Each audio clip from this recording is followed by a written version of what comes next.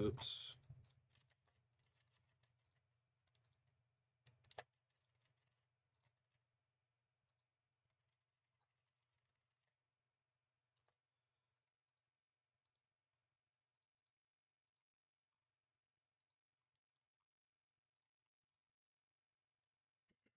Let's go. Oh no. Oh no. I'm getting rinsed by this rat, bro. Oh my goodness.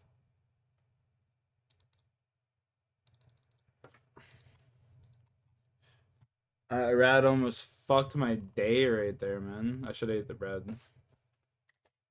Oh well.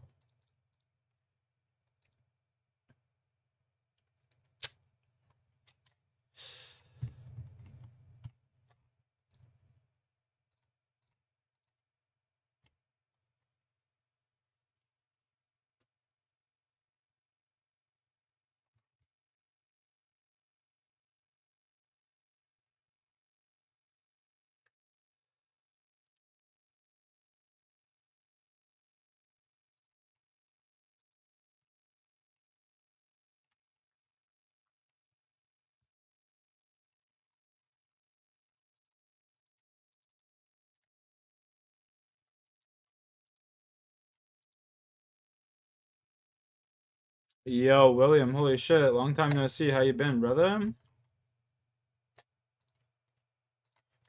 Hope life is treating you good. Hope God's been treating you well.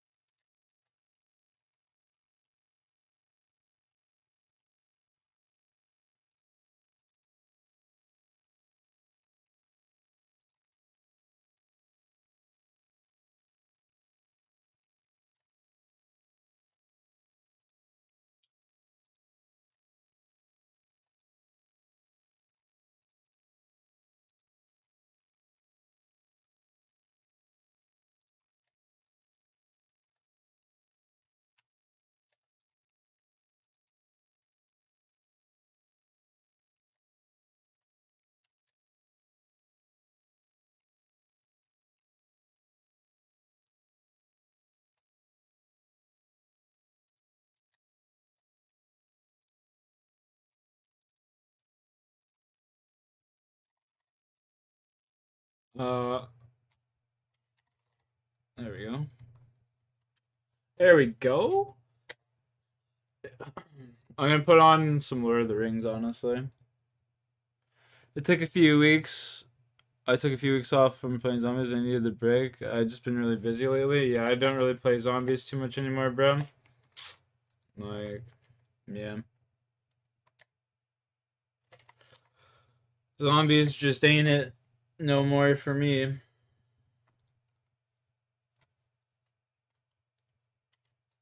You know? Sad. But that's the way the cookie crumbles. Hey, late night stream. You already know, Alex. Yo, Alex, I fucked up on the other account earlier, so I have to create a whole new one. How's our specimen? Well, I made a new specimen. This is my girl here. Oh. This is our specimen now. I low-key kind of fucked up, but it's alright. Because that's the way the cookie crumbles sometimes. You know?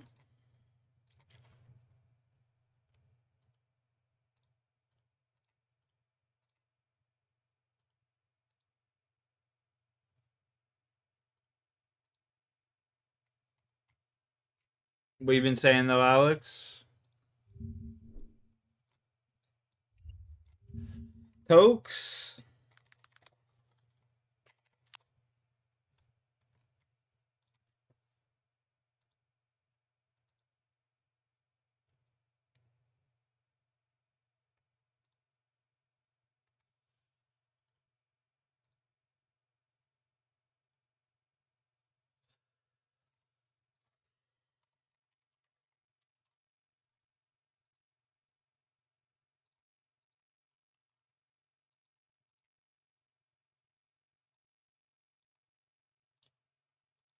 Absolutely. Let's go. Yo, I'm gonna grind up some weed for this.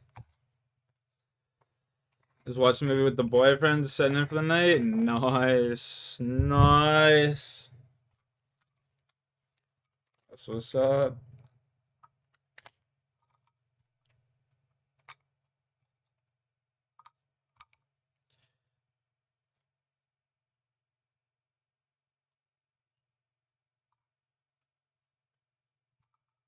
That's what's up, dog. Why is this so hard? Arthur, don't say that. Blimey. Okay. I also wanted to put on Lord of the Rings. I'm not gonna cap. Low-key, love listening to that shit now. Sean's got me hooked. I was listening to some other, like, I was listening to some other audiobooks earlier. They're just not even nearly as well done as this one that I'm listening to. Just sheer luck. How's Rocky doing lately? The king is asleep on my pillow right now. Got one eye on me. The king is asleep with one eye open looking at me right now.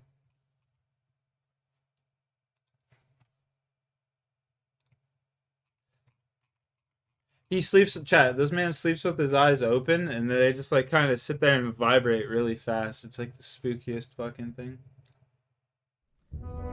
Frodo, Pippin, and Sam made their way back to the parlor. There was no light.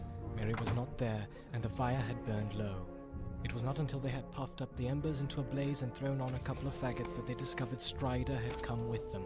They threw on a couple of what? What did they throw on there?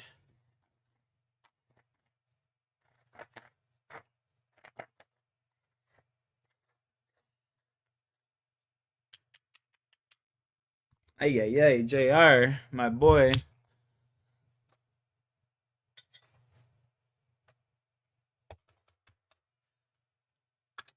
JR, bro, you ain't gonna be shut down for some hate speech, homie. By the door.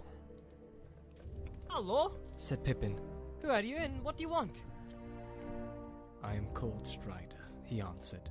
And though he may have forgotten it, your friend promised to have a quiet talk with me. You said I might hear something to my advantage, I believe, said Frodo. What have you to say? Several things, answered Strider. But of course I have my price. What do you mean? Asked Frodo sharply. Don't be alarmed. Cheers. I mean just this. I will tell you what I know. You got a haircut as well? Yes, sir. Advice, but I shall want a reward. It's pretty odd, you know? Go get a haircut, and like, immediately, he had fallen in with this chick I was talking to in high school hits me up. He had brought only a little money with him. Hilarious how things All like of it that would happen, hardly you know? satisfy a rogue, and he could You not just spare groom any. yourself a little bit, boom. No more than you can afford. They come fluttering. Answered Strider with a slow smile, as if he guessed Frodo's thoughts. Just this. You must take me along with you until I wish to leave you. Oh, indeed. Replied Frodo, surprised but not much relieved.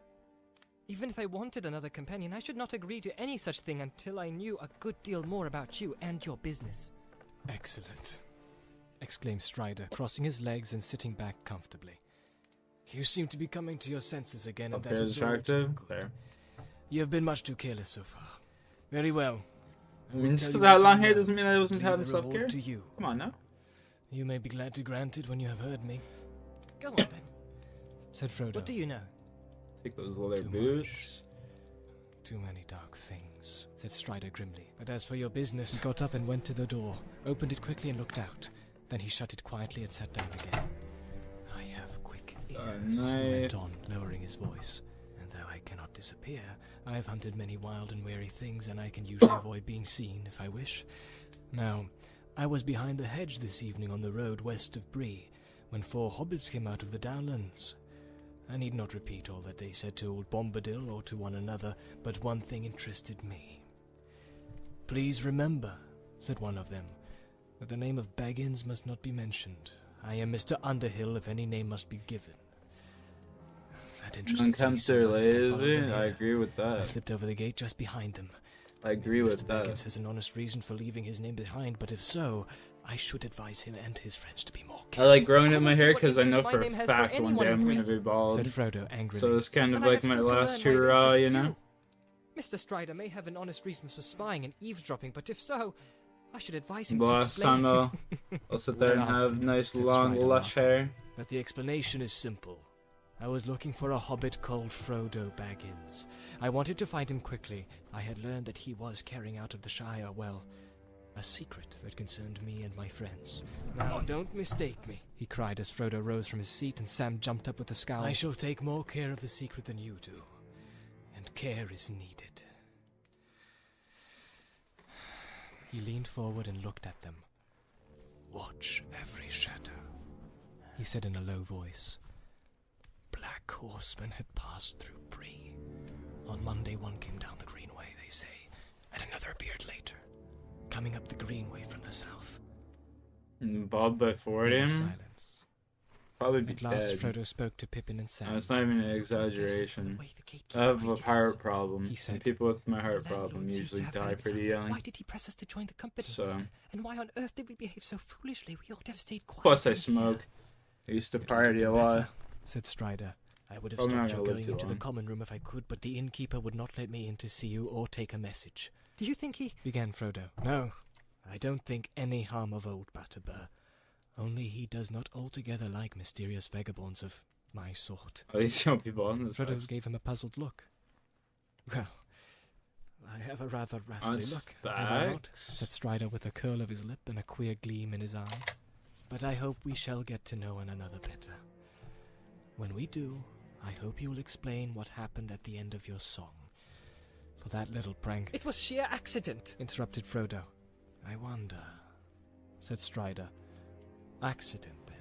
That accident has made your Nah, position fuck, it dangerous. is what it is, you know what I mean? Hardly more than it was Every life already. comes said with a death Frodo. sentence. I knew these horsemen were pursuing me, but now at any rate they seem to have missed me and to have That's gone. it, Alex. You must I gotta not make the count most of on my that. time, you know?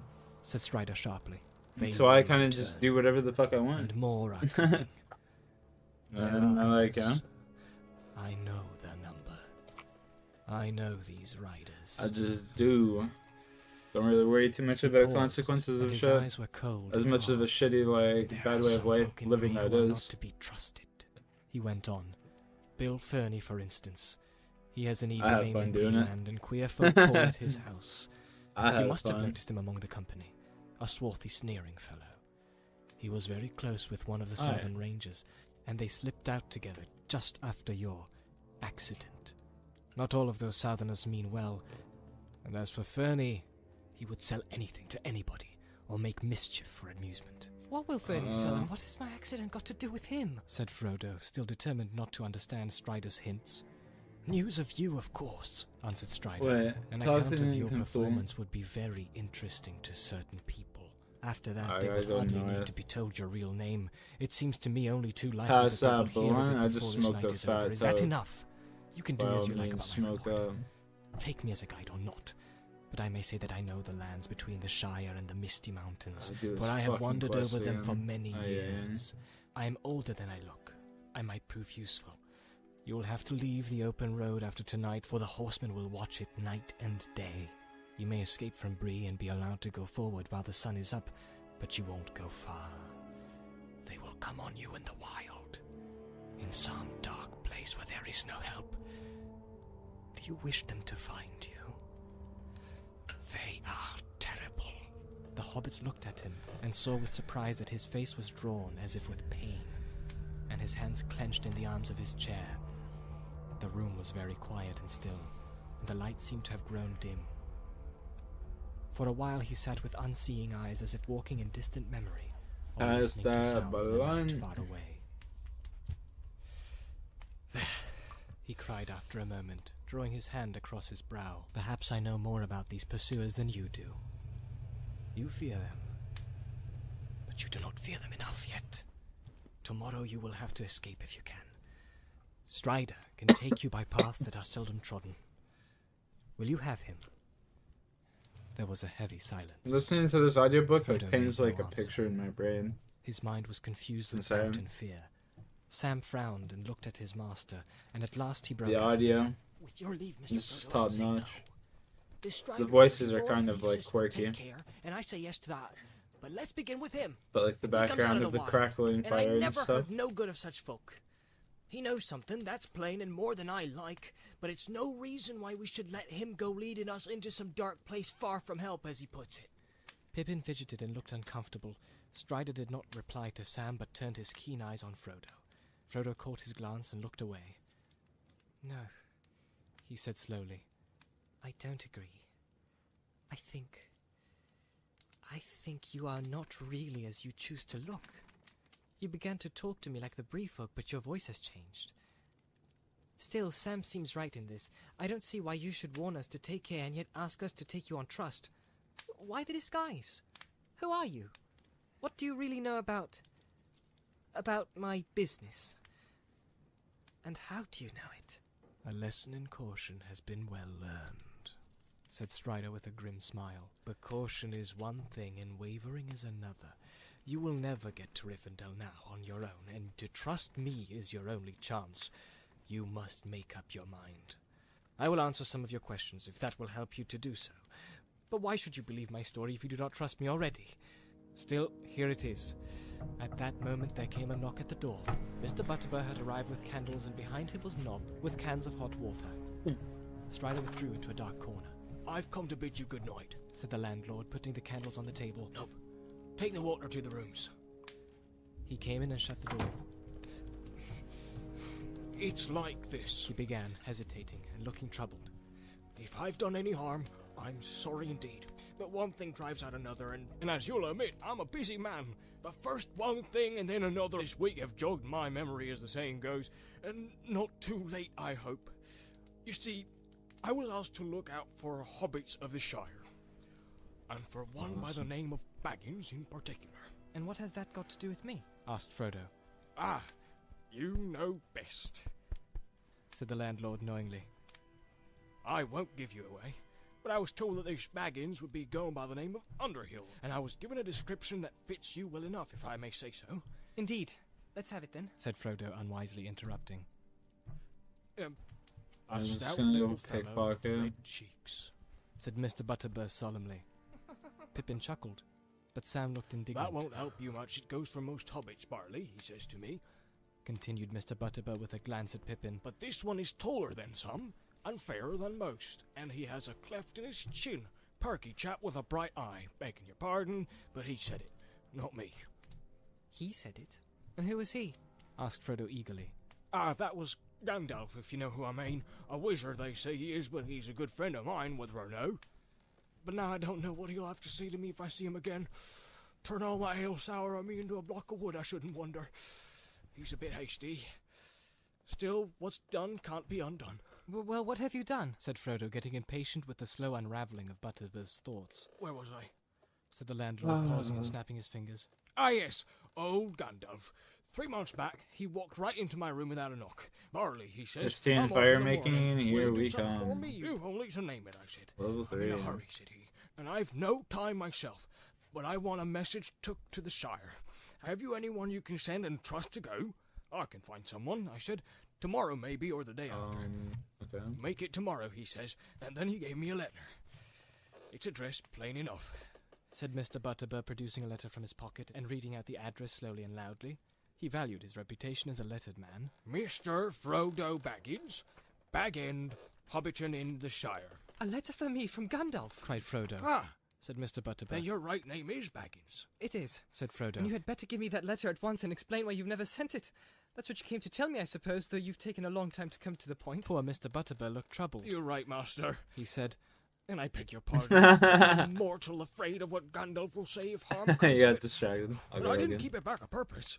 I put it in my safe. Then I couldn't find nobody willing to go to the Shire the next day, nor the day after, dude. and none for my own folk were to spare, so... And then one thing after another drove it out of my mind. I'm a busy man. Come on. I'll do what I can and set matters right. If Lay there's it. any help I can give, you've only to name it. Leaving the letter aside, I promise Gandalf no Rude. less. Barley, he says to me, this friend of mine from the Shire, he may be coming out this way before long. Him and another. He'll be calling himself Underhill. Mind that. But you need ask no Some questions. fucking If I'm asshole not just with went him, and picked up he a may log be in and trouble, dropped it. And he may need Because, help. like, I Do can't whatever you can. I can't for him. pick And use I'll other be people's grateful, he logs says. or anything, right? And here you So are. as soon as they picked it up, And trouble it became yourself. theirs. Just like I can Asked use it. These black men, It's just said the ignorant. landlord, lowering his voice. they're looking for Baggins. Ignorant. If they mean well, then I'm a hobbit. It was on Monday that all the dogs were yammering and all the geese screaming. Uncanny, I called him. 5. Nope, he came and told me that 2 black men were at the door asking for a hobbit called Baggins. Nob's hair was all stood on end. I did the black fellows be off and slammed the door on him. They've been Wow. asking the same question Later. all the way to Archet, I hear. And that ranger, Strider, he's been asking questions too. Tried to get in here to see you before you'd have a better sup, he did. He did, said Strider suddenly, coming forward into the light. And much trouble would have been saved if you had let him in, Barlaman. The landlord jumped with surprise. You, He cried. you're always popping up. What do you want now? He's here with my leave. Said Frodo. He came to offer me his help. Well, you know your own business, maybe. Said Mr. Butterbur, looking suspiciously at Strider. But if I was in your plight, I wouldn't take up with the ranger. Then who would you take up with? Asked Strider. A fat innkeeper who only remembers his own name because people shouted at him all day? They cannot stay in the pony forever. And they cannot go home. They have a long road before them. Will you go with them and keep the black men off? Me? Leave Bree? I wouldn't do Oh. that for any money. Said Mr. Butterbur, looking really scared. But why can't you stay here quiet for a bit, Mr. Underhill? What are all these queer goings on? What are these black men after, and where do they come from, I'd like to know? I'm sorry. I can't explain it all. Answered Frodo. I'm tired and very worried. Light It's a the long tale. fucking light. But if you mean to help me, I ought to warn you that you will be in danger as long as I am in your house. These Black Riders, I'm not sure, but I fear they come from...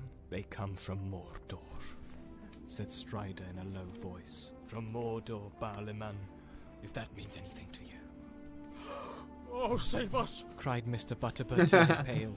The name evidently Oh, was known save to him. us. That was It is the fucking worst news hilarious. that has come to Bree in my time. It is. Said Frodo. Are you still willing to help me? I am. Said Mr. Butterbur. More than ever. Though I don't know what the likes of me can do against... He faltered. Against the shadow in the east, said Strider quietly. Not much, Barlaman, but every little helps. You can let Mr. Underhill stay here tonight, as Mr. Underhill and you can forget the name of Baggins until he is far away. I'll do that. Said Butterbur. But they'll find out he's here without help from me, I'm afraid. It's a pity Mr. Baggins drew attention to himself this evening, to say no more. The story of that Mr. Bilbo's going off has been heard before tonight in Bree. Even our Nob has been doing some guessing in his own slow pate. And there are others in Bree quicker in the uptake than he is. Well, we can only hope the riders won't come back yet. Said Frodo. I hope not, indeed. Said Butterbur. But spooks or no spooks, they won't get in the pony so easy. Don't you worry till the morning. Nob will say no word. No black man shall pass my doors while I can stand on my legs. Me and my folk will keep watch tonight. But you had best get some sleep if you can.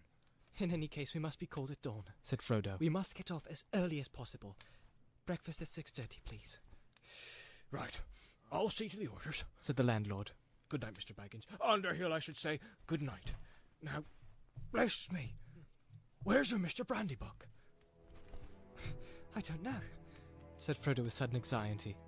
They had forgotten all about Merry, and it was getting late. I'm afraid he is out. He said something about going for a breath of air. Well, you do want looking after, no mistake. Your party might be on holiday. Said Mr. Butterbur. I must go and bar the doors quick, but I'll see our friend is let in when he comes. I'll better sit up to look for him. Good night to you all. At last Mr. Butterbur went out with another doubtful look at Strider and a shake of his head. His footsteps retreated down the passage. Well, said Strider, when are you going to open that letter? Frodo looked carefully at the seal before he broke it. It seemed certainly to be Gandalf's. Inside, written in the wizard's strong but graceful script, was the following message. The Prancing Pony, Bree, Mid-Year's Day, Shire, year 1418. Dear Frodo, bad news has reached me here. I must go off at once. You had better leave Bag End soon. and get out of the Shire before the end of July at latest. I will return as soon as I can, and I will follow you if I find that you are gone. Leave a message for me here if you pass through Bree. You can trust the landlord, Butterbur. You may meet a friend of mine on the road, a man, lean, dark, tall, by some called Strider. He knows our business and will help you. Make for Rivendell. There I hope we may meet again. If I do not come, Elrond will advise you. Yours in haste, Gandalf. Postscript. Do not use it again. Not for any reason whatever. Do not travel by night. Postscript. Make sure that it is the real Strider. There are many strange men on the roads. His true name is Aragorn. All that is gold does not glitter. Not all those who wander are lost. The old that is strong does not wither. Deep roots are not reached by the frost. From the ashes a fire shall be woken. A light from the shadows shall spring. Renewed shall be blade that was broken. The crownless again shall be king. Oh my I hope goodness. Butterbur sends this promptly. A worthy man, but his memory is like a lumber room. So much The world wanted hopping. always buried. If he forgets, I shall roast him. Farewell.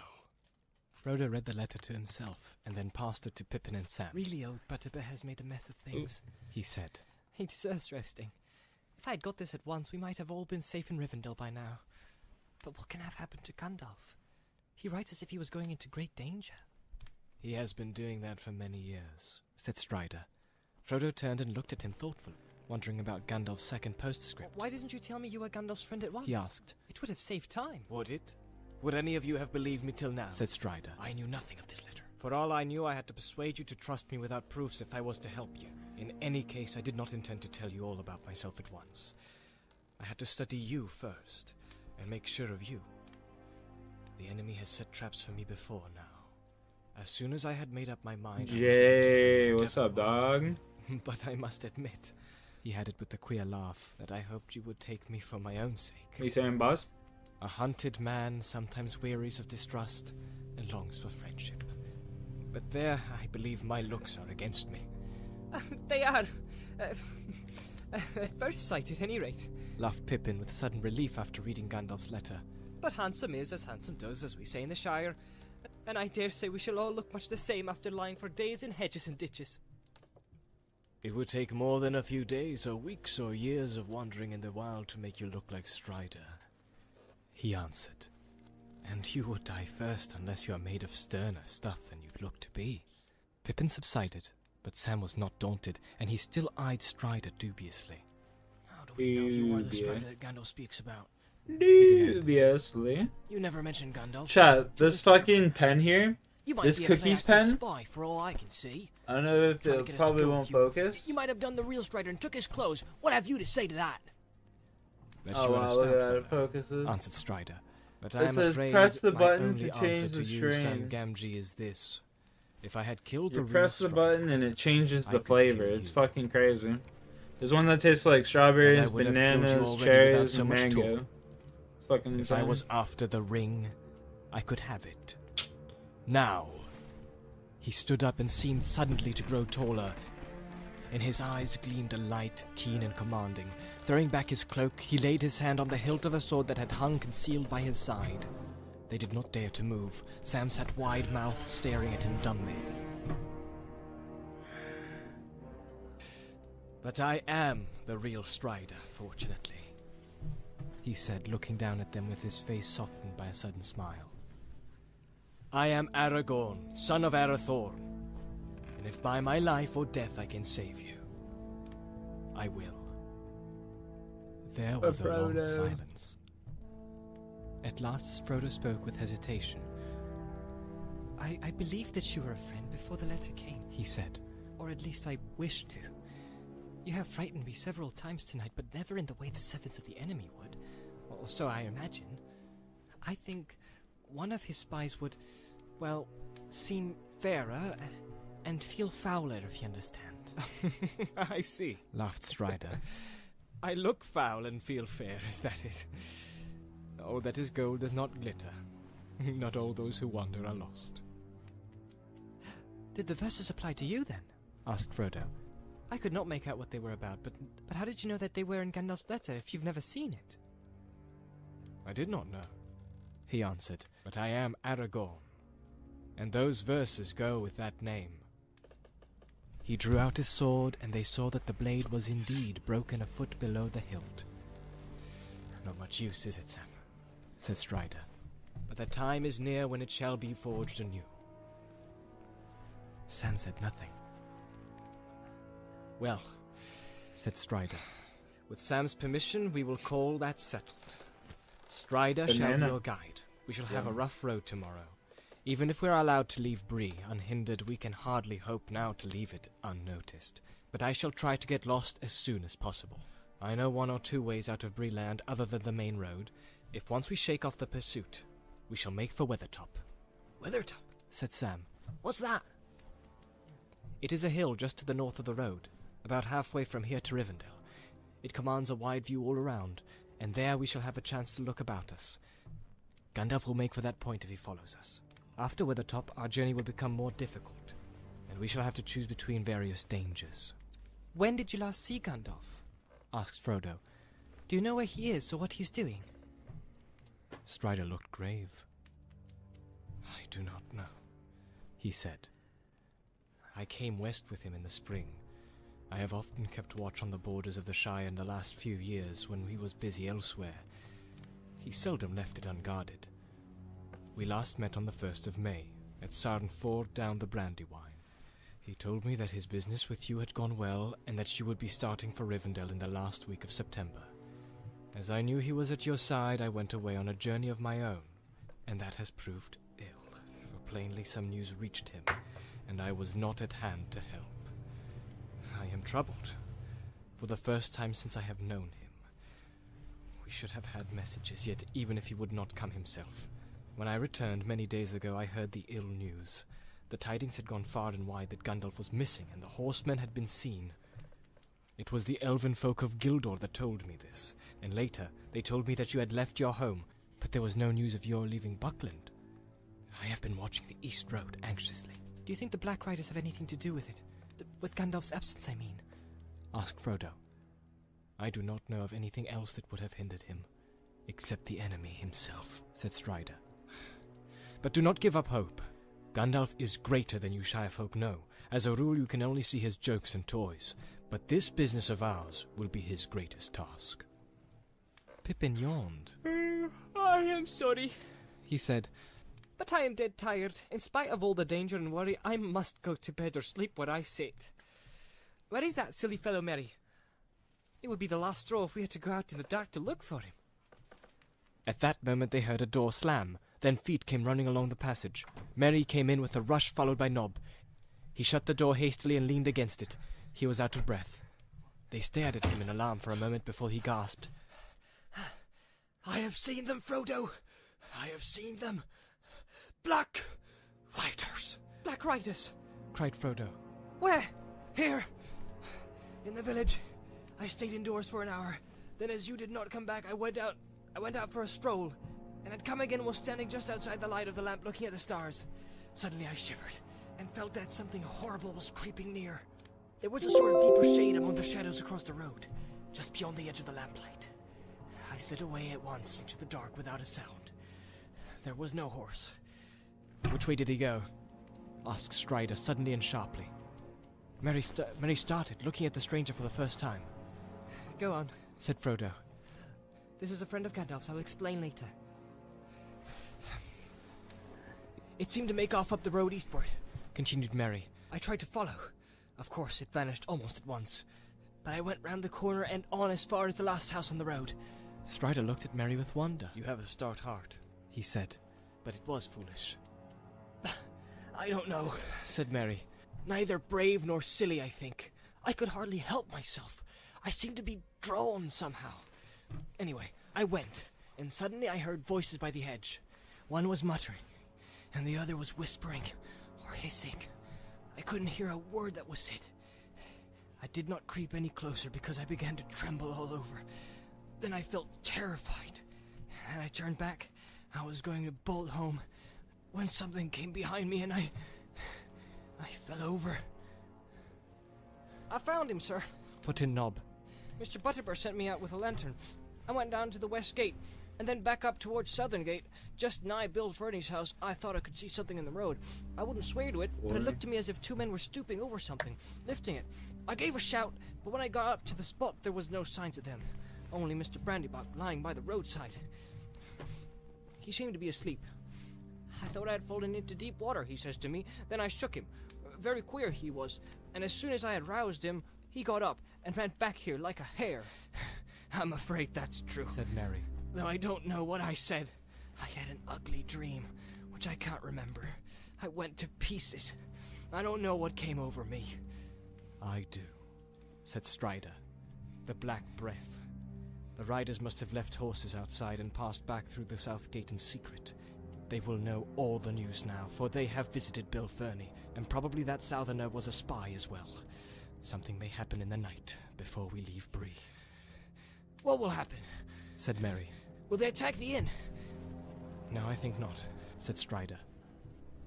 They are not all here yet, and in any case that is not their way. In dark and loneliness they are the strongest. They will not openly attack a house where there are lights and many people, not until they are desperate, not while all the leagues of Eriador still lie before us. But their power is in terror, and already some in Bree are in their clutch. They will drive these wretches to some evil work, Fernie and some of the strangers, and maybe the gatekeeper too. They had words with Harry at the west gate on Monday. I was watching them.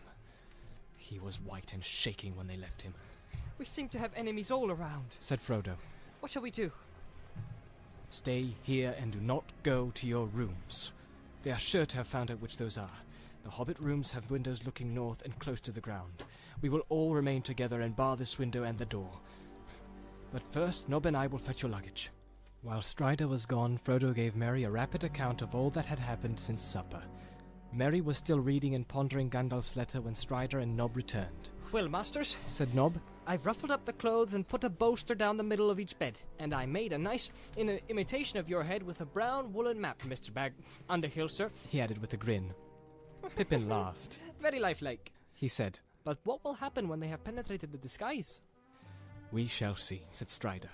Let us hope to hold the fort till morning. Good night to you, said Nob, and went off to take his part in the watch on the doors. Their bags and gear they piled on the parlor floor. They pushed a low chair against the door and shut the window. Peering out, Frodo saw that the night was still clear. The sickle, the hobbit's name for the plough or great bear, was swinging bright above the shoulders of Bree Hill. He then closed and barred the heavy inside shutters and drew the curtains together. Strider built up the fire and blew out all the candles. The hobbits lay down on their blankets with their feet towards the hearth, and Strider settled himself in a chair against the door. They talked for a little, for Merry still had several questions to ask. Jumped over the moon, chuckled Merry as he rolled himself in his blanket. Very ridiculous of you, Frodo. But I wished I'd been there to see. The worthies of Bree will be discussing it 100 years hence. I hope so, said Strider. Then they all fell silent, and one by one the hobbits dropped off to sleep. Okay.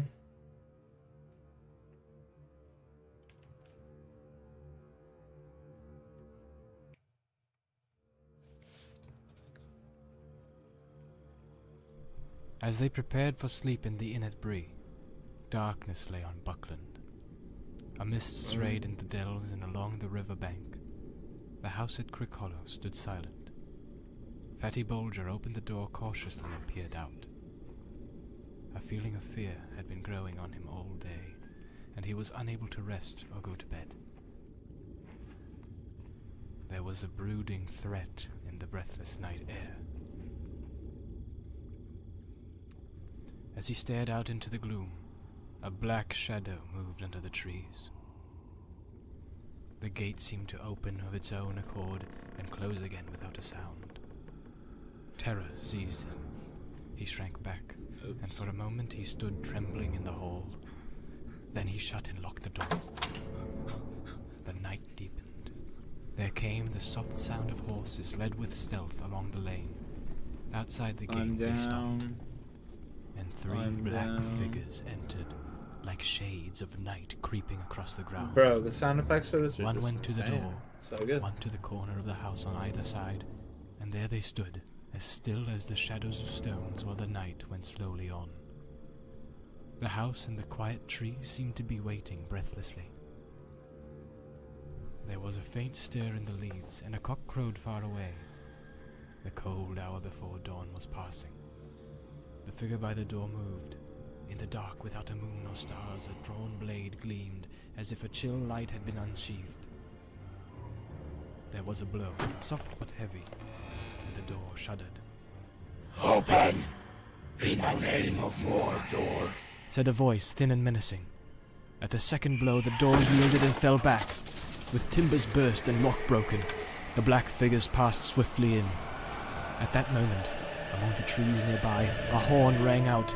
It rent the night like fire on a hilltop.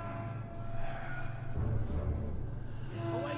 Fear! Fire! Foes! Awake! Fatty Bolger had not been idle. As soon as he saw the dark shapes creep from the garden, he knew that he must run for it or perish. And run he did.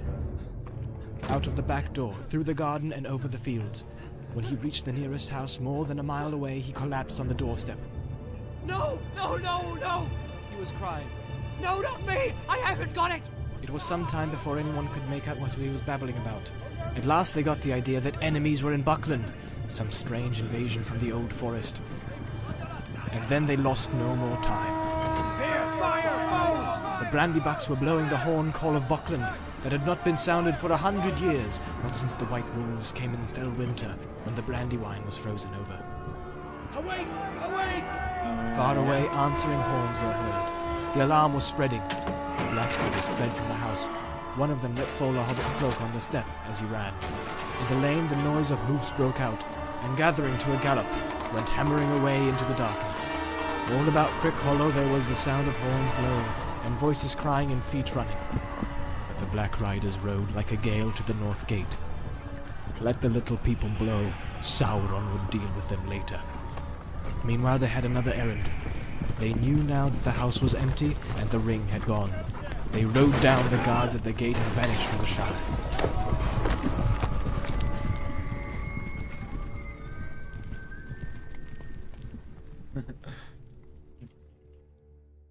In the early night, Frodo woke from deep sleep. Suddenly, as if some sound or presence had disturbed him, he saw that Strider was sitting alert in his chair.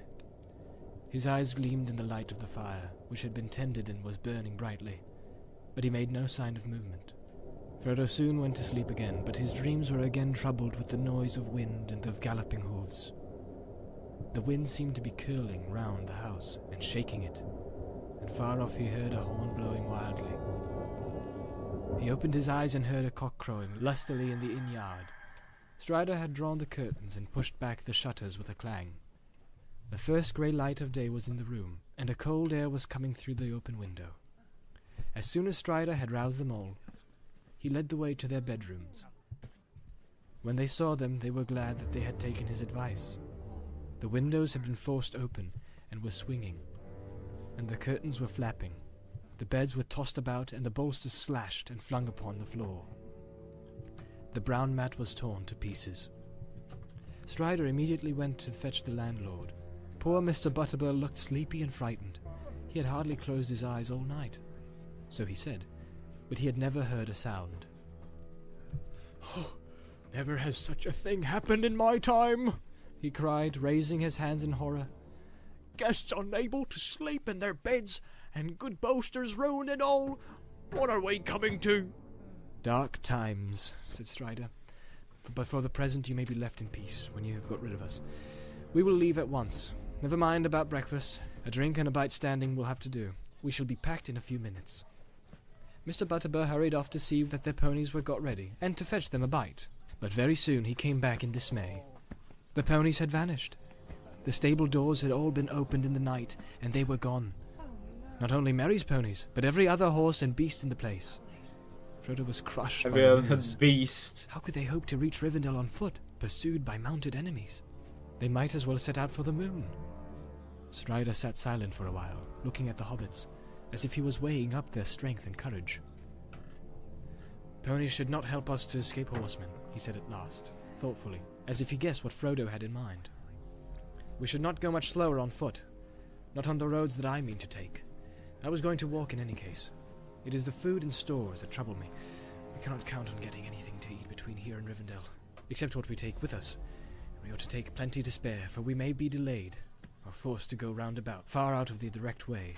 How much are you prepared to carry on your backs? As much as we must, said Pippin with a sinking heart, but trying to show that he was tougher than he looked. I can carry enough for 2, said Sam defiantly. Can't anything be done, Mr. Butterbur? Asked Frodo. Can't we get a couple of ponies in the village, or even one just for the baggage? I don't suppose we could hire them, but we might be able to buy them. He added doubtfully, wondering if he could afford it. Oh, I doubt it, Said the landlord unhappily. The 2 or 3 riding ponies that there were in Bree were stabled in my yard. They're gone. As for other animals, horses, ponies, for trot or whatnot, there are very few of them in Bree, and they won't be for sale. But I'll do what I can. I'll rout out Bob and send him round as soon as may be. Yes, said Strider reluctantly. You had better do that. I'm afraid we shall have to try to get 1 pony at least. But so ends all hope of starting early, slipping away quietly. We might as well have blown a horn to announce our departure. That was part of their plan, no doubt. There is 1 crumb of comfort, Said Mary. and more than a crumb, I hope. We can have breakfast while we wait and sit down to it. Let's get hold of Nob. In the end, there was more than 3 hours' delay. Bob came back with the report that no horse or pony was to be got for love or money in the neighborhood, except one. Bill Fernie had one that he might possibly sell. A poor old half-starved creature he is, Said Bob. but he won't part with it for less than thrice its worth, seeing how you're placed not if I knows Bill Fernie. Bill Fernie, Said Frodo. isn't there some trick? Wouldn't the beast boat back to him with all our stuff, or help in tracking us or something? I wonder, said Strider, but I cannot imagine any animal running home to him once it got away. I fancy this is only an afterthought of kind Master Fernie's, just a way of increasing his profits from the affair. The chief danger is that the poor beast is probably at death's door. But there does not seem to be any choice. What does he want for it? Bill Fernie's price was 12 silver pennies, and that was indeed at least 3 times the pony's value in some parts. It proved to be a bony, underfed, and dispirited animal, but it did not look like dying just yet. Mr. Butterbur paid for it himself, and offered Mary another 18 pence as some compensation for the lost animals. He was an honest man, and well off as things were reckoned in Bree, but 30 silver pennies was a sore blow to him, and being cheated by Bill Fernie made it harder to bear. As a matter of fact, he came out on the right side in the end. It turned out later that only 1 horse had been actually stolen. The others had been driven off, or had bolted in terror, and were found wandering in different corners of the Bree land. Mary's ponies had escaped altogether, and eventually, having a good deal of sense, they made their way to the down in search of Fatty Lumpkin. So they came under the care of Tom Bombadil for a while, and were well off. But when news of the events at Bree came to Tom's ears, he sent them to Mr. Butterbur, who thus got 5 good beasts at a very fair price.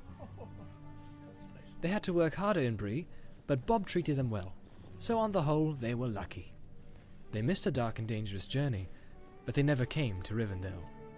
However, in the meanwhile, for all Mr. Butterbur knew, his money was gone for good, or for bad, and he had other troubles, for there was a great commotion as soon as the remaining guests were astir and heard the news of the raid on the inn.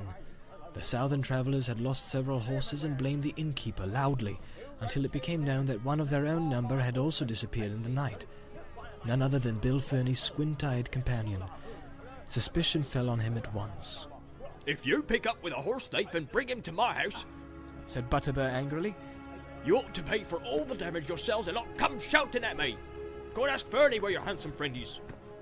but it appeared that he was nobody's friend, and nobody could recollect when he had joined their party.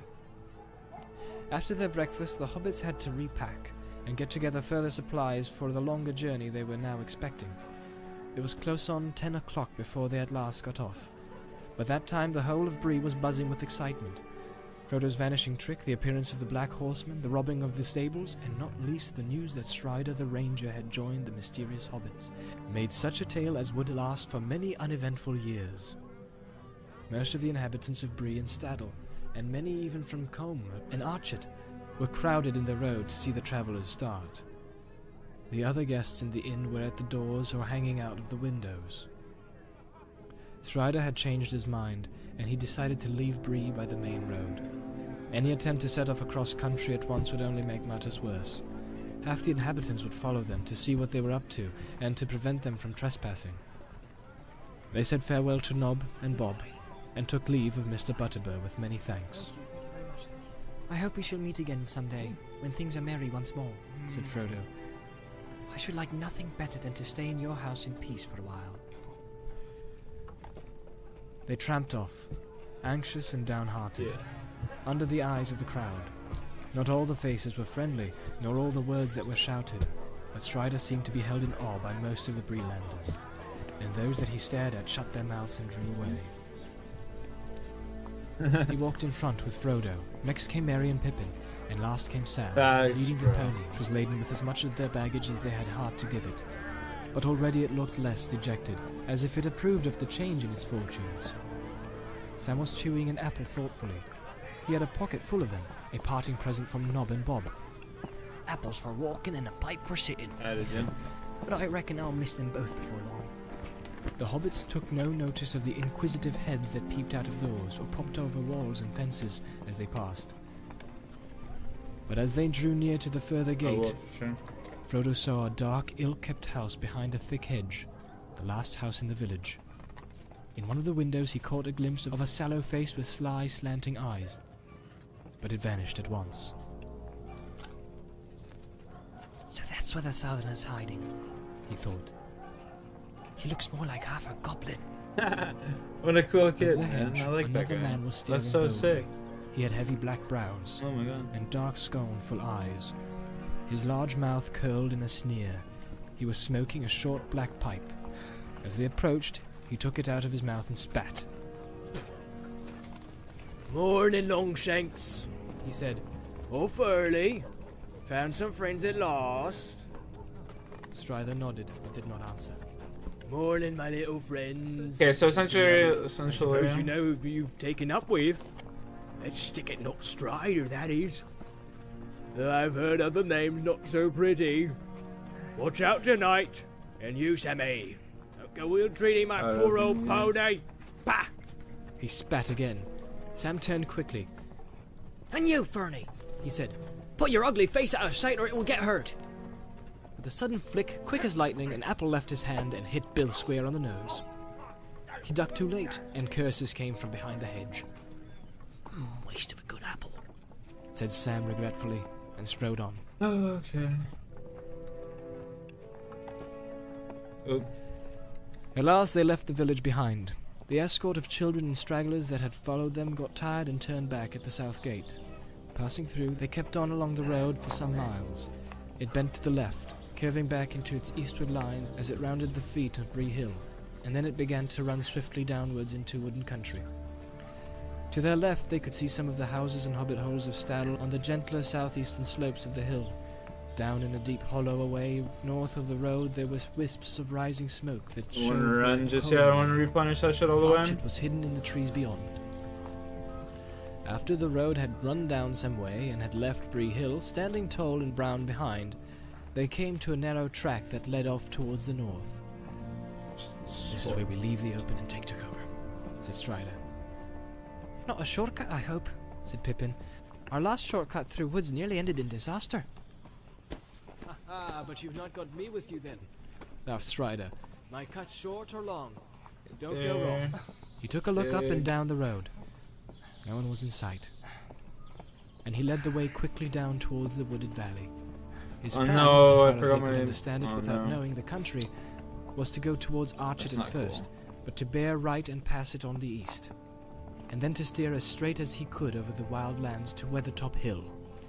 In that way they would, if all went well, cut off a great loop of the road, which further on bent southwards to avoid the Midgewater marshes. But of course, they would have to pass through the marshes themselves, and Strider's description of them was not encouraging. However, in the meanwhile, walking was not unpleasant. Indeed, if it had not been no, for it the wasn't disturbing pleasant. events of the night before, That right there. they would have enjoyed this part of the journey better than any up to that time. The sun was shining, clear but not too hot. The woods in the valley were still Alright. leafy and full of colour, and seemed peaceful and wholesome. Strider guided them confidently among the many crossing paths, although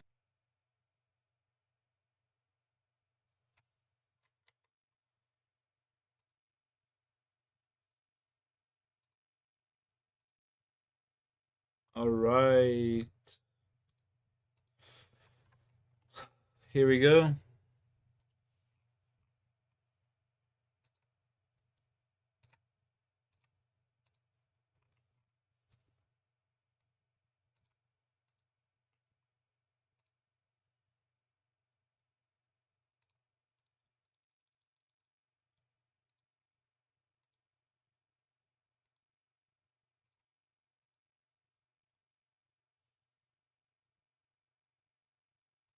Nice two-banger right there.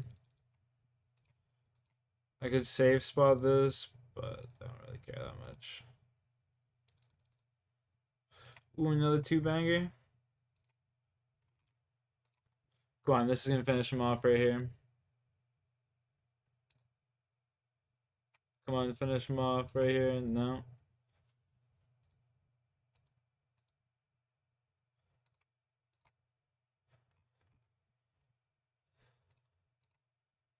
We gonna save spawn. Alright, get the magic up. I'm cool with it.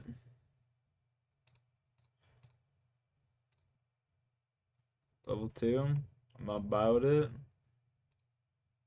Almost level 4 combat. Oof. Next level will do it. I might get it off of this rat, honestly, if I can't kill him. There we go.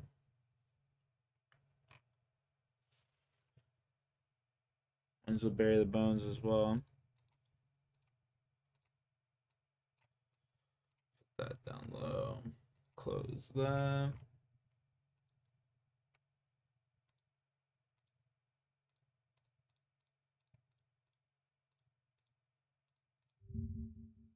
Oops.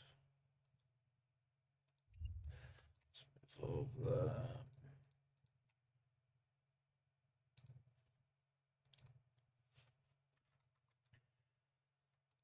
Alright.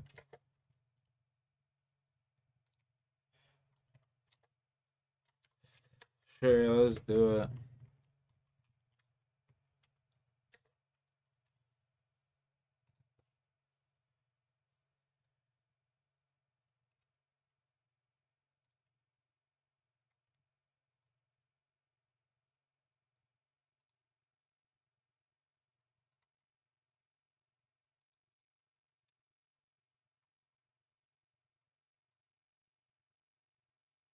Pick the odd one out. What? I guess. What? They all look like armor to me. Am I tripping?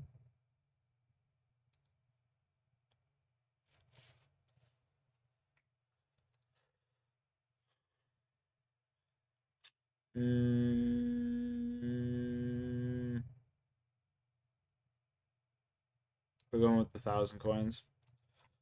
1,000 coins early is gonna help a lot more than a mystery box at this moment, honestly.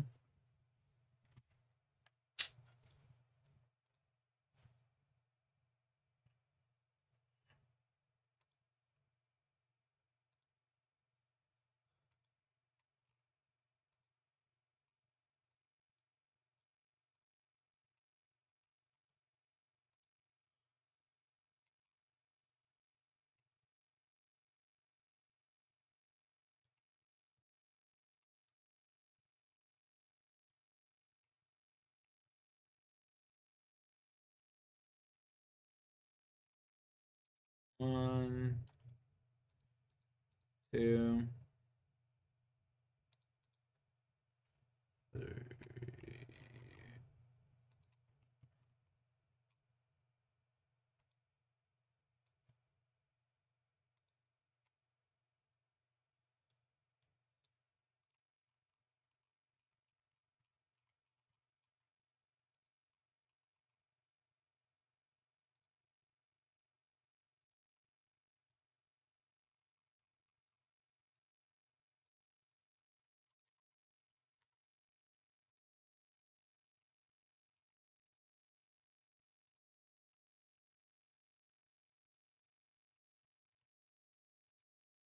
Get his amulet. Alright. Here we go, baby. Easy peasy.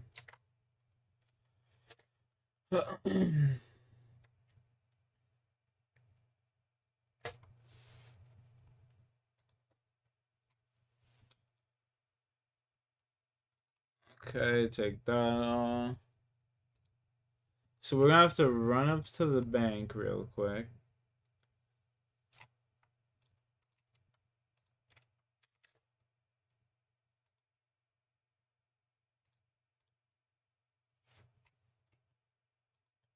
We're just gonna have to run up to the fucking bank over here real quick. Might as well dig. Oh my god, the jail guard, I wasn't looking. Holy.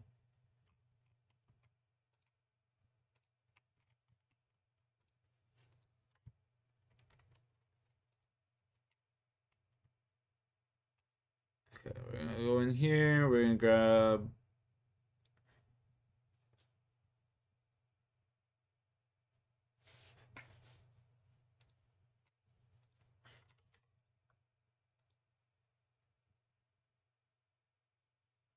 Bring the notes to the guy. Oh, I have the notes with me, bro. I'm fucking brain dead. It's like, what, 3 o'clock in the morning for me, so. Yeah. That's my excuse. I'm sticking to it.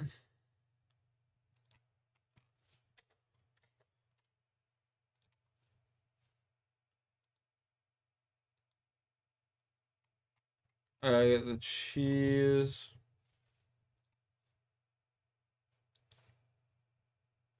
And 5 wines from Homeboy there as well. That on.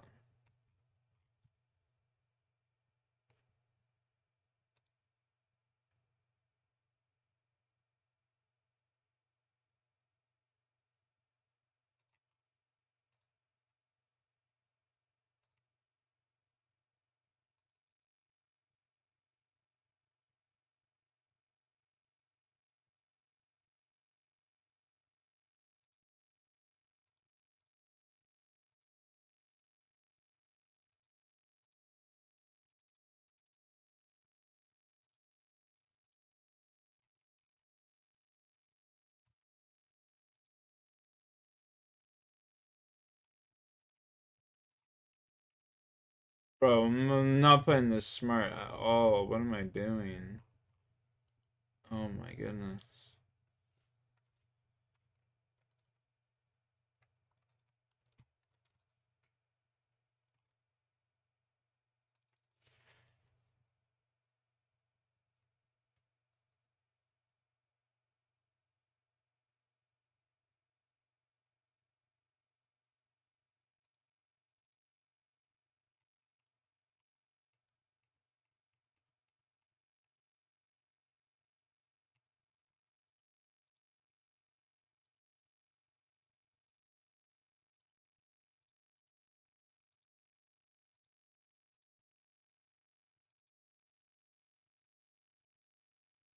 Is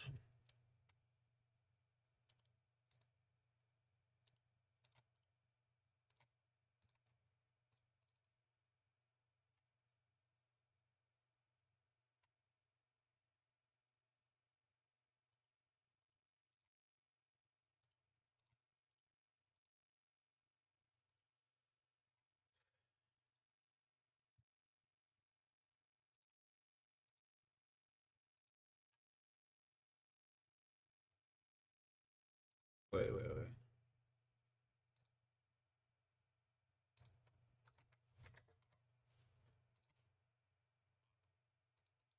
Almost did a home tally. That would have been terrible. Alright, so what we're gonna do is we're gonna go finish Rune Mysteries. Yeah. What we're gonna do is we're gonna go over here. We're gonna finish Rune Mysteries. And then. Yeah, exactly.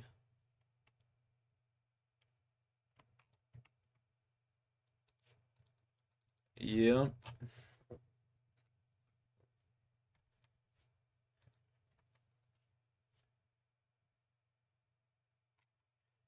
Finish rune mysteries. Chink.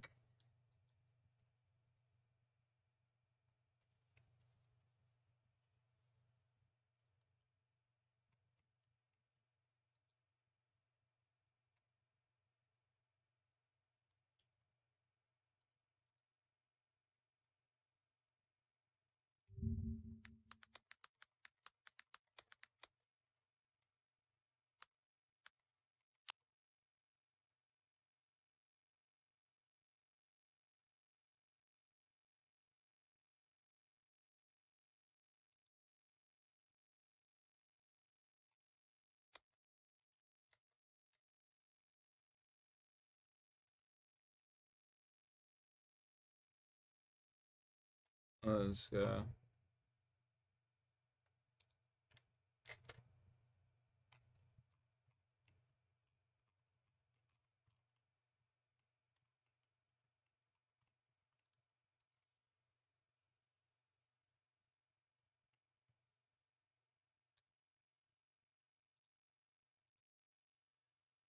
Let's go.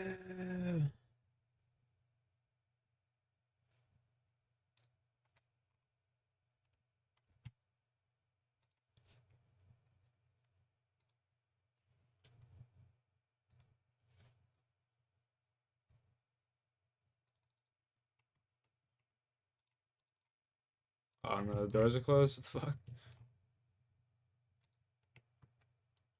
Leather boots. I picked those up, right? Yeah. Okay, good.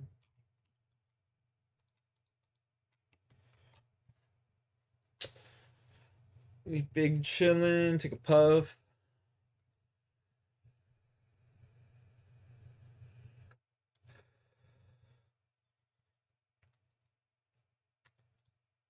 Oops. Let me do that. So what do we do here? We go finish this quest. We're gonna save that lamp. We're gonna spend it on construction later. We're gonna walk to Remington, pick up a snake grass, grass, seed. That'll be pretty easy. I'm gonna pick up 2 iron bars.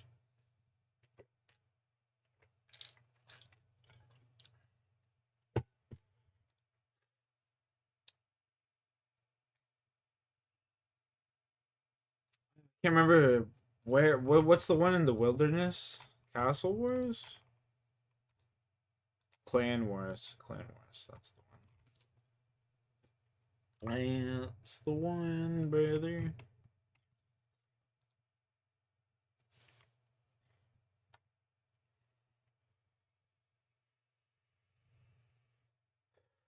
Go finish this quest real quick. Make sure nothing hit me. We looking good. We looking good.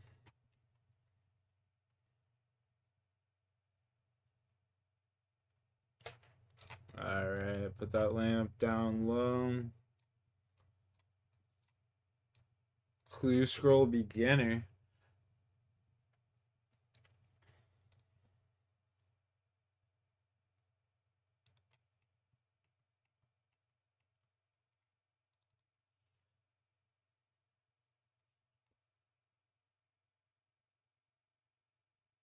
So we can do that. We can start doing this clue scroll as well when we go to Falador, which is huge.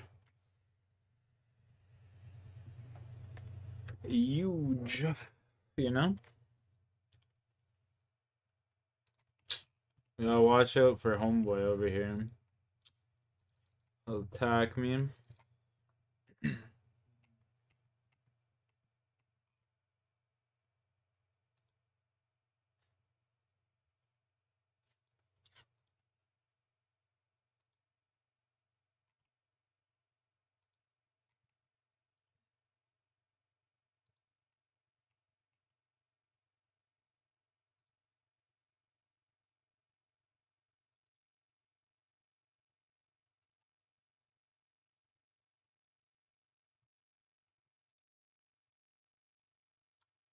Okay, we got wines here just in case. Move these cheese down low. Alright, go over. Can I go over this way, please?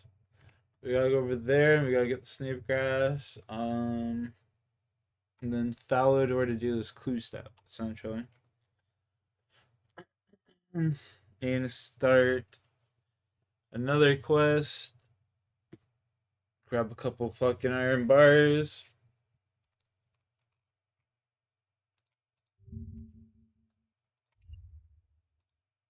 Oh my god, did I buy a silver axe? Oh shit.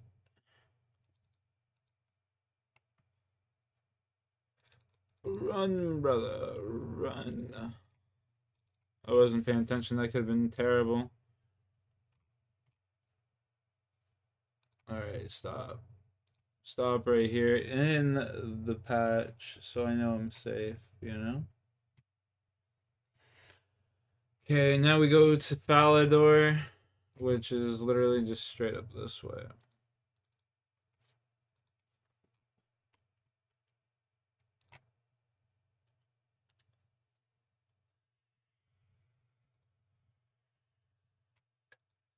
Gotta watch out for the wizards, man. They'll fuck my day. Just gonna pass these fuckers. I just don't feel comfortable around them.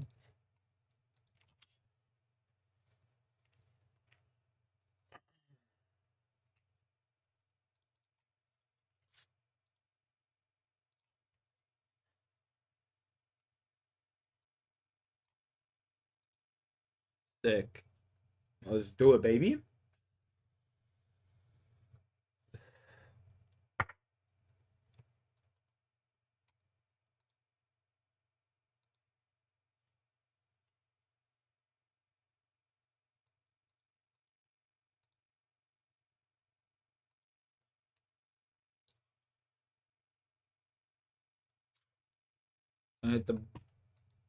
I hit the gritty and the mace shot.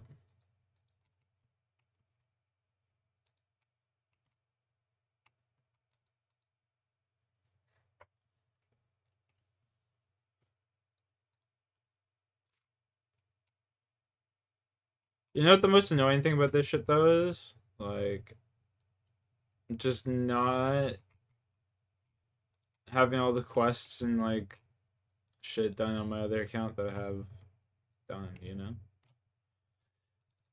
That's like the worst part. That's the worst part. That's so many quests done. I gotta redo all of them. It's just like, oh, cringe. Fucking cringe. I'm spinning. Hello. Am I not spinning?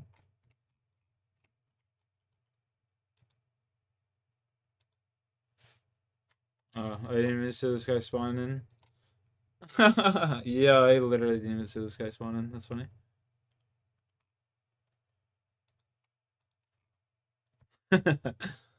Whoopsie.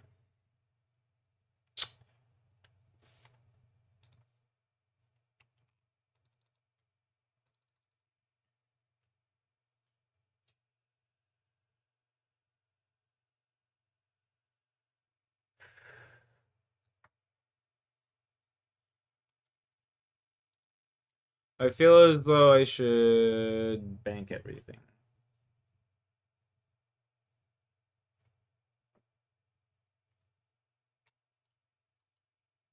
Almost attacked the White Knight. That would have been hilarious.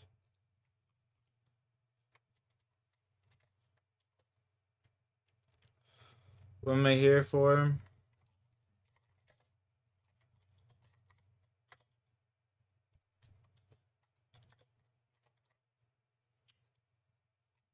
Oh, I'm talking to the wrong fucking guy, man. Blimey. Blimey.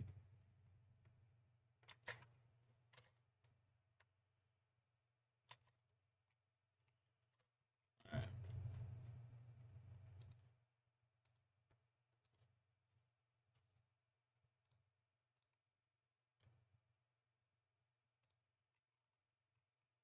Habada, Clan War.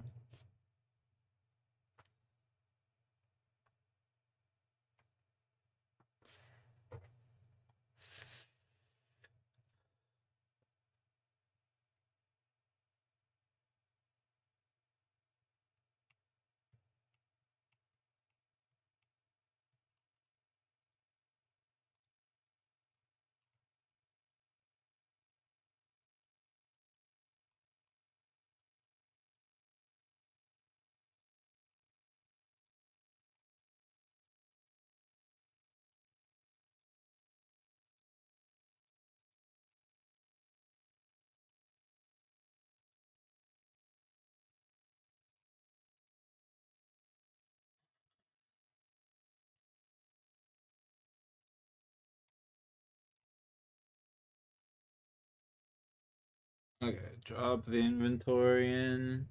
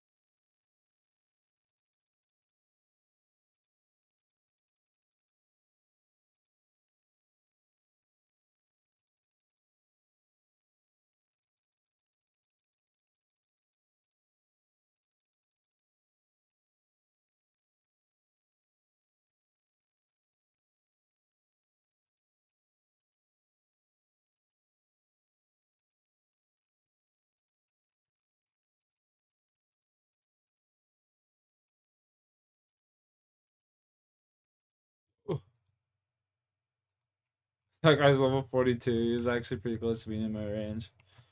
Jesus, that's scary. That was scary.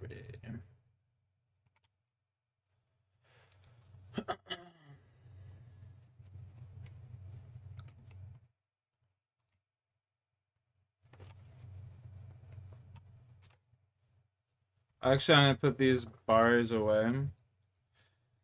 I don't need these bad boys yet.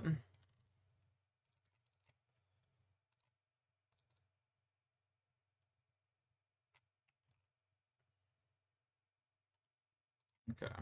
No, no. Hit the fucking pool of rejuvenation, baby. There we go. Give me that 100 run. Oh no, I gotta do the sheep quest again. Oh no. I just remembered. Castle Wars, yeah. Ayo. Waqti now.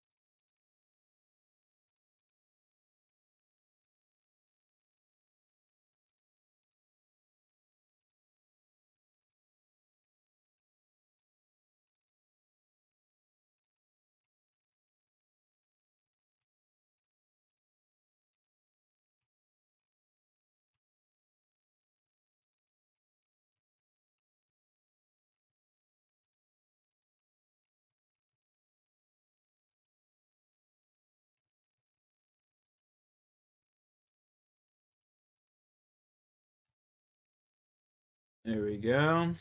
Trade.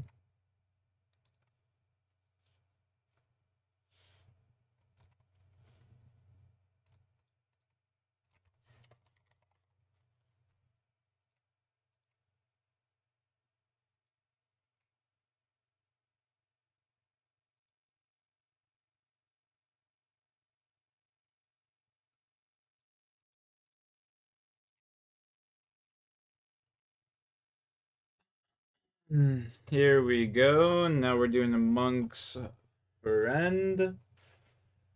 This quest. Let's go. Do this quest. We'll get 35 wood cutting.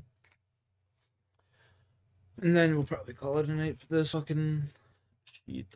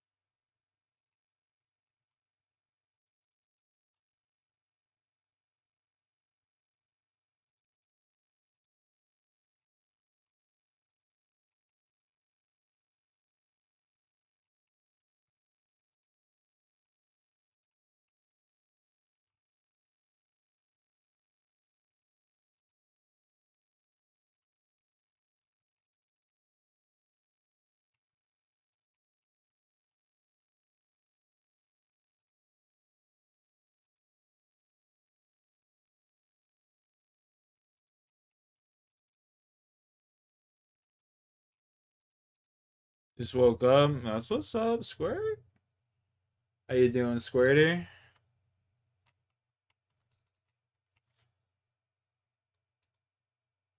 How you doing, Squirty? It's my boy right there. Let's talk. Cheers.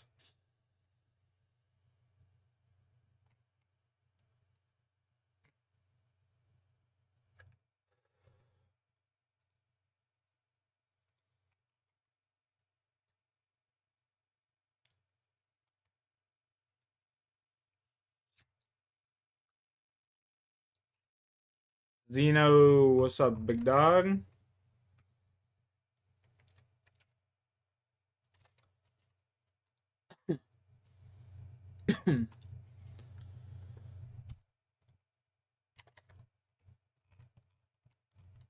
Oh, fuck's sake, man.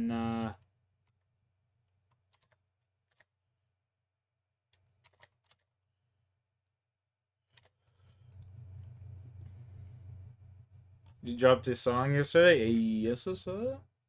Send me the link, bro. I'll listen to it. Not read at the moment, but I will listen to it on stream when you're here next. I will. On God, send me the link, brother.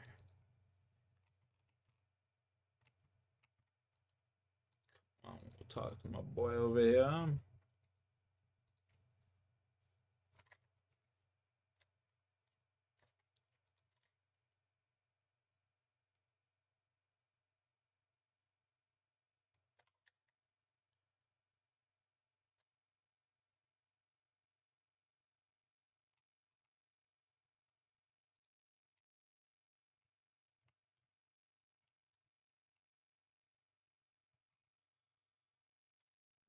Bro, no shot.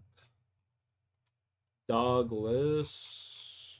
Fuck, I forgot the fucking logs, my guy. How can I forget the logs? It's the most important part.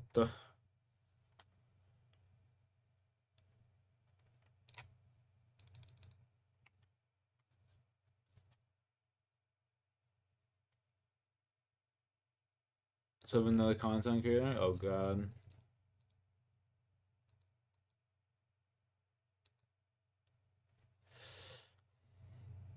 I'm scared. I'm scared for my life. Who could it be?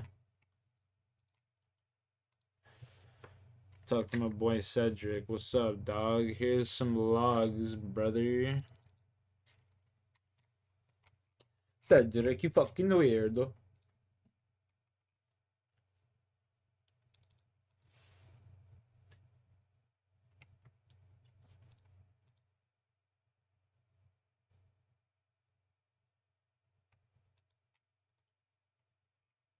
We attack the monk.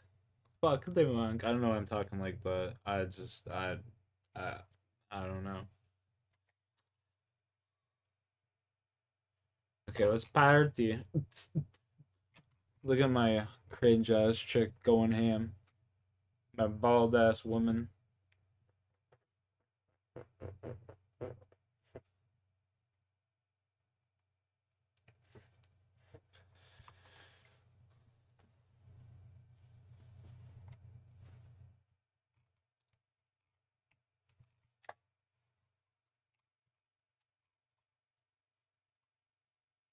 Okay. Now we just got 13 wood cutting. Let's go.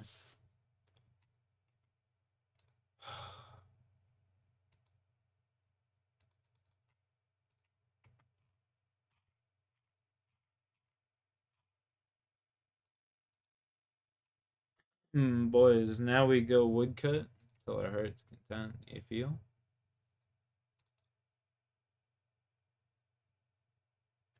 Like expensive shit. My buddy just got a drop for 300 mil the other day in the fucking drop party room, bro. 300 mil. It's like the Torva something. I don't remember what it was. With his legs or whatever the fuck it was. Homeboy locked 300 mil. Yeah.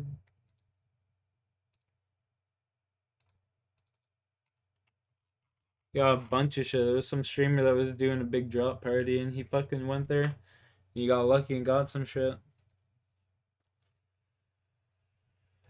Now we would cut till our heart's content. Lord of the Rings. Left to themselves, they would soon have been at a loss. He was taking a wandering course with many turns and doublings to put off any pursuit. But Fernie will have watched where we left the road for certain, he said, though I don't think he will follow us himself. He knows the land round here well enough, but he knows that he is not a match for me in the wood. It is what he may tell others that I'm afraid of. I don't suppose they are far away. If they think we have made for Archet, so much the better.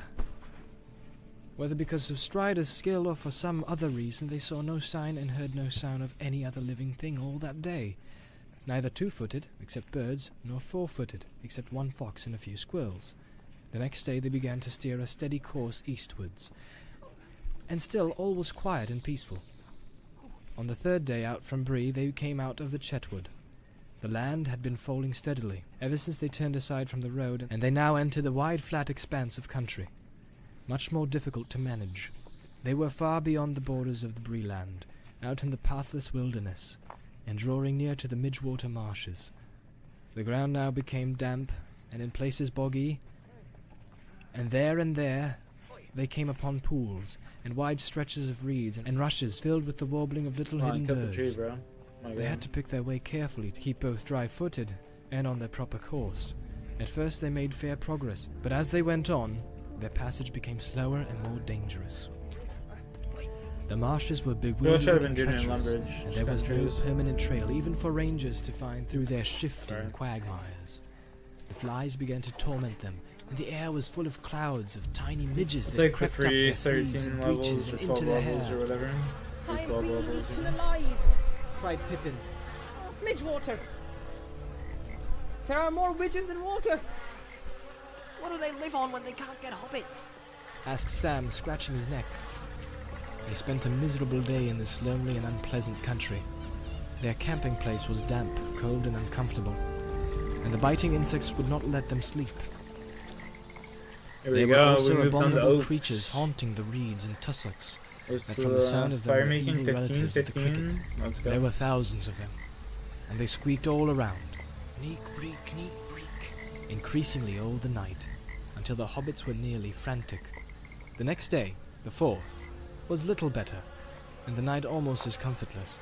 Though the Neekabrikas, as Sam called them, had been left behind, the midges still pursued them. As Frodo lay tired but unable to close his eyes, it seemed to him that far away there came a light in the eastern sky. It flashed and faded many times. It was not the dawn, for that was still some hours off.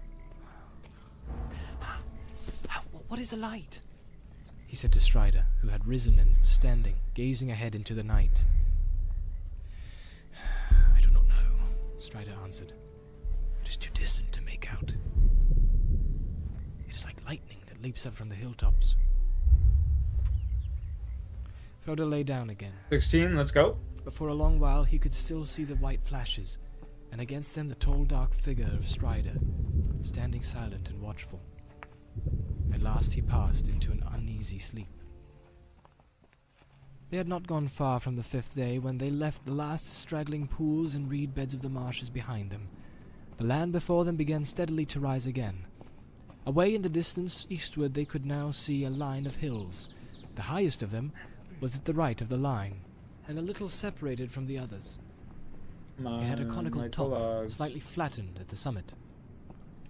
That is Weathertop, said Strider. Going from 99 road, to just fucking this road, it's just like, oh my god. And passes not far from its foot. We might reach it by noon tomorrow if we go straight towards it. I suppose we had better do so. What do you mean? Asked Frodo. I mean, when we do get there, it is not certain what we shall find. It is close to the road. But surely we were hoping to find Gandalf there. Yes, but hope is faint. If he comes this way at all, he may not pass through Bree, and so he may not know what we are doing. And anyway, unless by luck we arrive almost together, we shall miss one another. It will not be safe for him, or for us to wait there long. If the riders fail to find us in the wilderness, they are likely to make for Weathertop themselves. It commands a wide view all around. Indeed, there are many birds and beasts in this country that could see us as we stand there from that hilltop. Not all the birds are to be trusted, and there are other spies more evil than they are. The hobbits looked anxiously at the distant hills. Sam looked up into the pale sky, fearing to see hawks or eagles hovering over them with bright, unfriendly eyes. Oh, you do make me feel uncomfortable and lonesome, Strider, he said. What do you advise us to do? Getting those 60 Ask XP Frodo. chunks now, baby. I think, Chunk. answered Strider slowly, as if he was not quite sure. Chunk. I think the best thing is to go as straight eastward from here as we can, to make for the line of hills, not for Weathertop. There we can strike a path, I know, that runs at their feet. It will bring us to Weathertop from the north, and less openly. Then we shall see what we shall see. All that day they plodded along until the cold and early evening came down. The land became drier and more barren, but mists and vapors lay behind them on the marshes. A few melancholy birds were piping and wailing until the round red sun sank slowly into the western shadows. Then an empty silence fell. The hobbits thought of the soft light of a sunset glancing through the cheerful windows of Bag End far away. At the day's end they came to a stream that wandered down from the hills to lose itself in the stagnant marshland, and they went up along its banks while the night lasted. It was already night when at last they halted and made their camp under some stunted alder trees by the shores of the stream. Ahead there loomed now against the dusky sky the bleak and treeless backs of the hills. That night they set a watch, and Strider, it seemed, did not sleep at all. Up to The do moon was waxing, and in the 522 early oak. night hours, a cold grey light lay That's on how the many I land. have to cut. 522. Next morning they set out again soon after sunrise. There was a frost in the air, Yeesh. and the sky was a pale, clear blue. The hobbits felt gross. refreshed, as if they had a night of unbroken sleep. Already they were getting used to much walking on the short commons. Shorter at any rate than what in the Shire they could have thought barely enough to keep them on their legs. Pippin declared that Frodo was looking twice the hobbit than he had been. Very odd, Said Frodo, tightening his belt. considering there is actually a good deal less of me. I hope the thinning process will not go on indefinitely, or I shall become a wraith. Do not speak of such things, said Strider quickly, and with surprising earnestness. The hills drew nearer. They made an undulating ridge, often rising almost to 1,000 feet, and here and there falling again to low clefts or passes leading into the eastern land beyond. Along the crest of the ridge the hobbits could see what looked to be the remnants of green-brown walls and dikes, and in the clefts there still stood the ruins of old works of stone.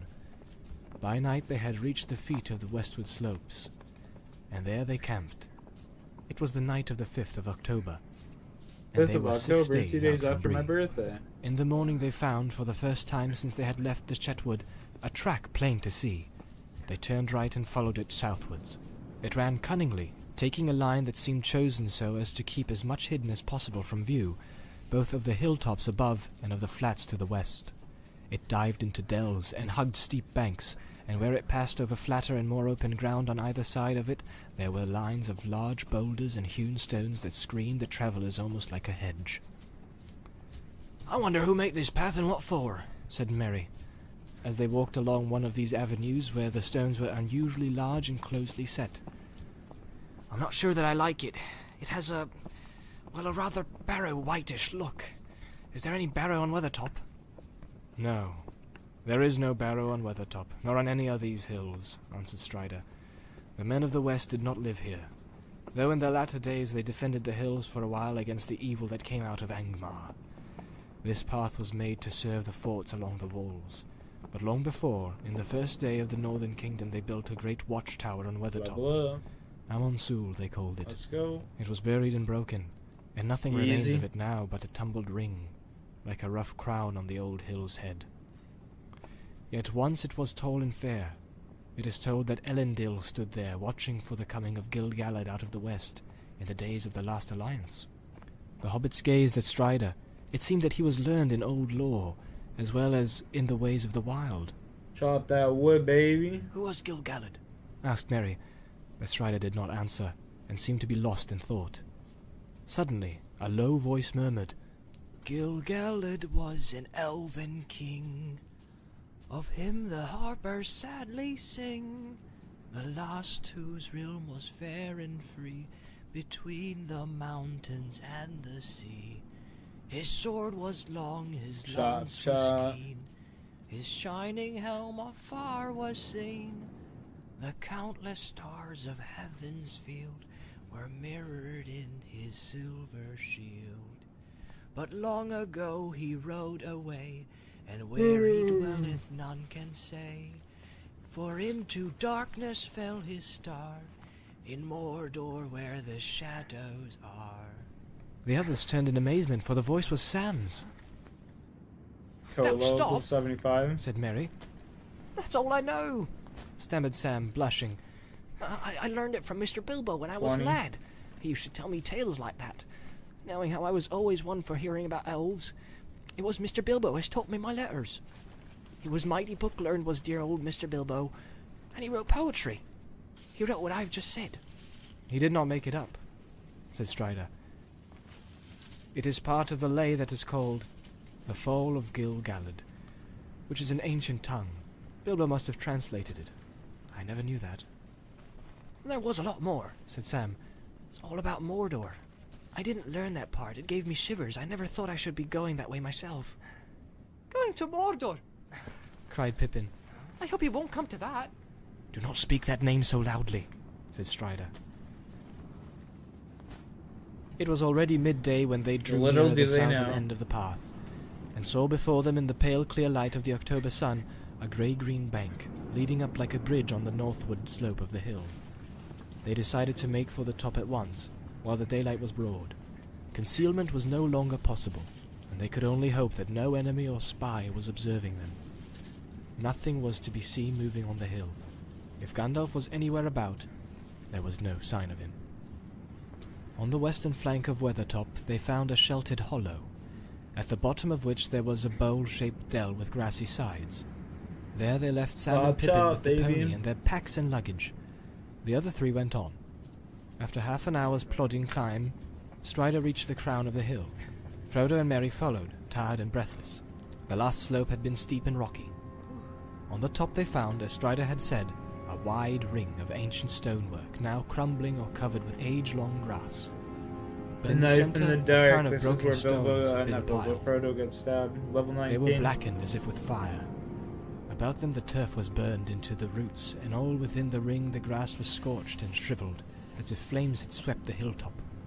But there was no sign of any living thing. Standing upon the rim of the ruined circle, they saw all around below them a wide prospect, for the most part of lands empty and featureless, except for patches of woodland away to the south, beyond which they caught here and there the glint of distant water. There ran like a ribbon the old road, coming out of the west and winding up and down until it faded behind a ridge of dark land to the east. Nothing was moving on it. Following its line eastward with their eyes, they saw the mountains. The nearer foothills were brown and somber. Behind them stood taller shapes of grey, Never and behind played those again RuneScape? were high white peaks glimmering among the clouds. Well, here we are, Said Mary. and very cheerless and Yeah, uninviting not it many looks. people have. There's no water and no shelter. Well, actually, that's no not true. sign of Gandalf. Lots of people have. But I don't blame him for not But- waiting if he ever came here. I wonder, said Strider, looking around thoughtfully. Not too many Even people if he play was it a day anymore. or two behind us at Bree, he could have arrived here first. It's pretty He fun, can ride very honestly. swiftly when need presses. I have fun playing it anyway. Suddenly, he stooped and looked at the stone on the top of the cairn. It was flatter than the others and whiter, as if it had escaped the fire. He picked it up and examined it, turning it with Fun his fingers. pastime, I guess. This has been handled recently, he said. What do you think of these marks? On the flat underside, Frodo saw some scratches. There seems to be a stroke, a dot, and 3 more strokes, He said. The stroke on the left might be a G rune, Eh. with thin branches, said Strider. It might be a sign left by Gandalf, though one cannot be sure. The scratches are fine and they certainly look fresh, but the marks might mean something quite different and have nothing to do with us. Rangers You use can get it on runes, but mobile. They come here sometimes. What could they mean, even if pretty Gandalf fun. made them? Asked Mary. Pretty easy. I should say, answered Strider, that they stood for G3, and were a sign that Gandalf was here on October the 3rd. That is 3 days ago now.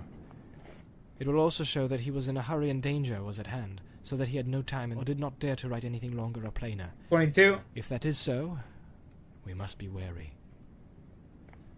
I Mobile, wish we could feel LOL. sure that he made Honestly, these marks, whatever they may mean. Said Frodo. it's a pretty It decent would be a mobile great game. comfort to know that he was on the way, in front of us or behind It's us. pretty. This game's pretty Perhaps, AFKable, you said know. Strider. You can For myself, I know, believe that it's he was pretty here and he was in AFK-able. danger. you can just There's sit there and scorching like flames tap here. one spot and And fish now till the you get a night that full we saw 3 inventory, or nights sit ago in there the and eastern tap sky until comes you back get to my mind. like cooked food. Some Guess skills he it's was super attacked on this easy, but hilltop. like fighting What bosses and result I shit, cannot tell. you want to be on PC for He is sure. here no longer, and we must now look after ourselves and make our own way to Rivendell. But there's some Best we things you can. can do. Just like mindless How far is skilling and shit. Asked Mary, gazing around wearily. The world looked wild and wide from Withertop. I do not know if the road has ever been measured in miles beyond the Forsaken Inn, a day's journey east of Bree, answered Strider. Some say it is so far, and some say otherwise. It is a strange road, and folk are glad to reach their Another journey's level end, right whether here. the time is long or short. But I know how long it would take me 23. on my own feet. With fair weather and no ill fortune, 12 days from here to the ford of Bruinen, where the road crosses the Loudwater that runs out of Rivendell.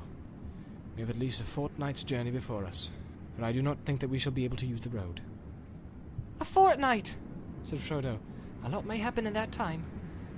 It may, said Strider. They stood for a while silent on the hilltop, near its southward edge.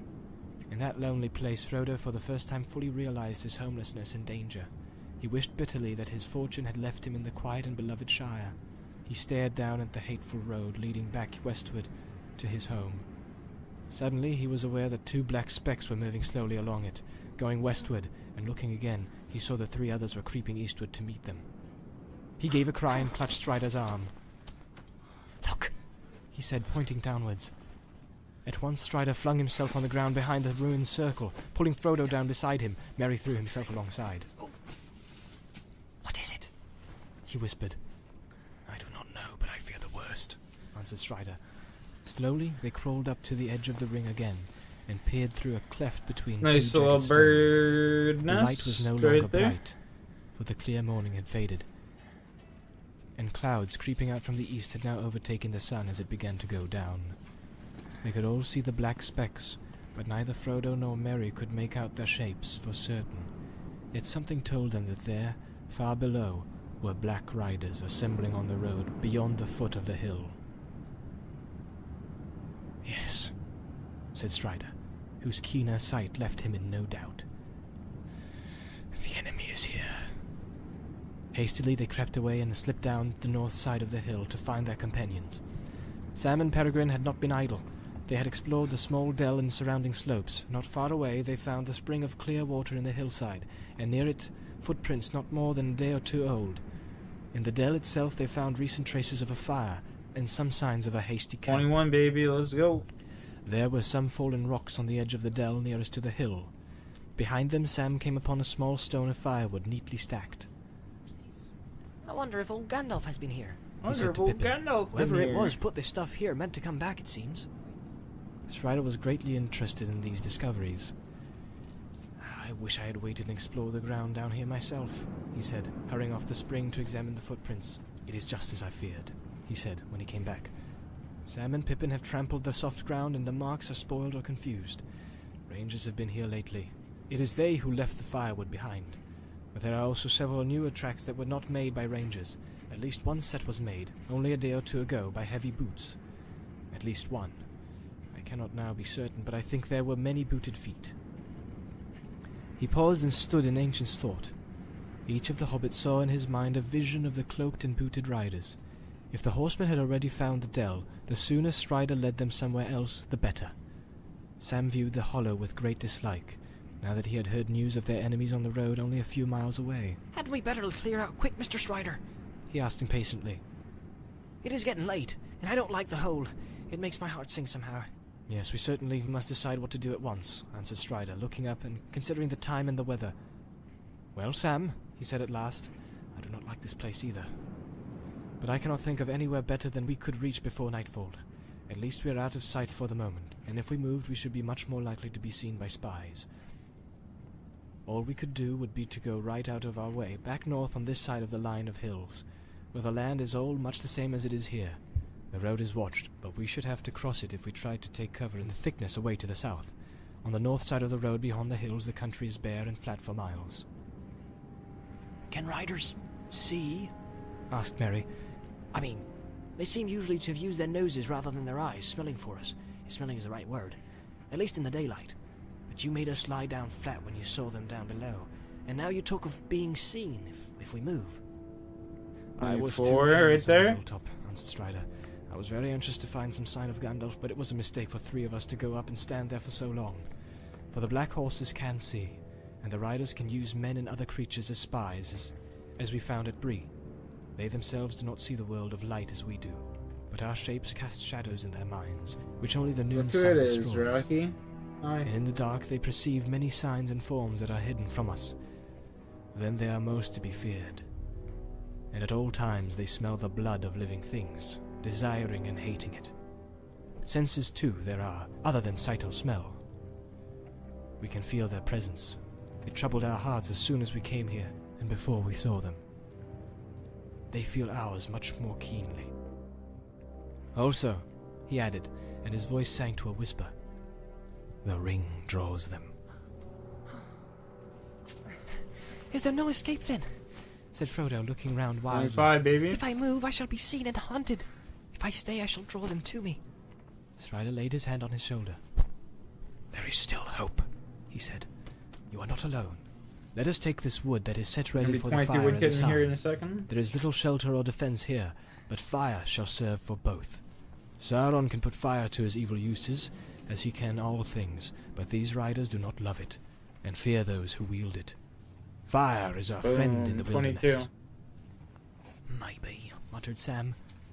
But it's also a good way of saying here we are, as I can think of, bar shouting.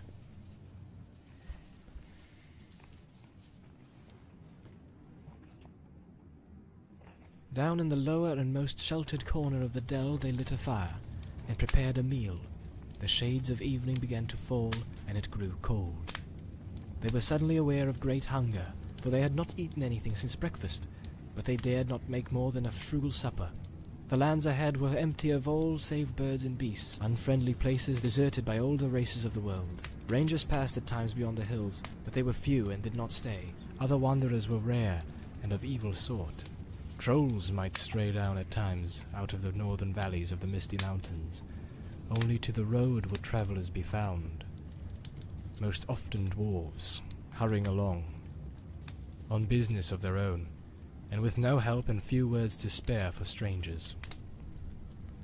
I don't see how our food can be made to last, said Frodo. We have been careful enough in the last few days, and this supper is no feast, but we have used more than we ought. If we have 2 weeks still to go, and perhaps more... There is food in the wild, said Strider. Berry, root, and herb, and I have some skill as a hunter at need. You need not be afraid of starving before winter comes, but gathering and catching food is long and weary work, and we need haste. So tighten your belts and think with hope of the tables of Elrond's house. The cold increased as darkness came on. Mobile Peering out PC from the game edge in of the way? delve, they could see nothing but a grey land now vanishing I quickly mean, into shadow.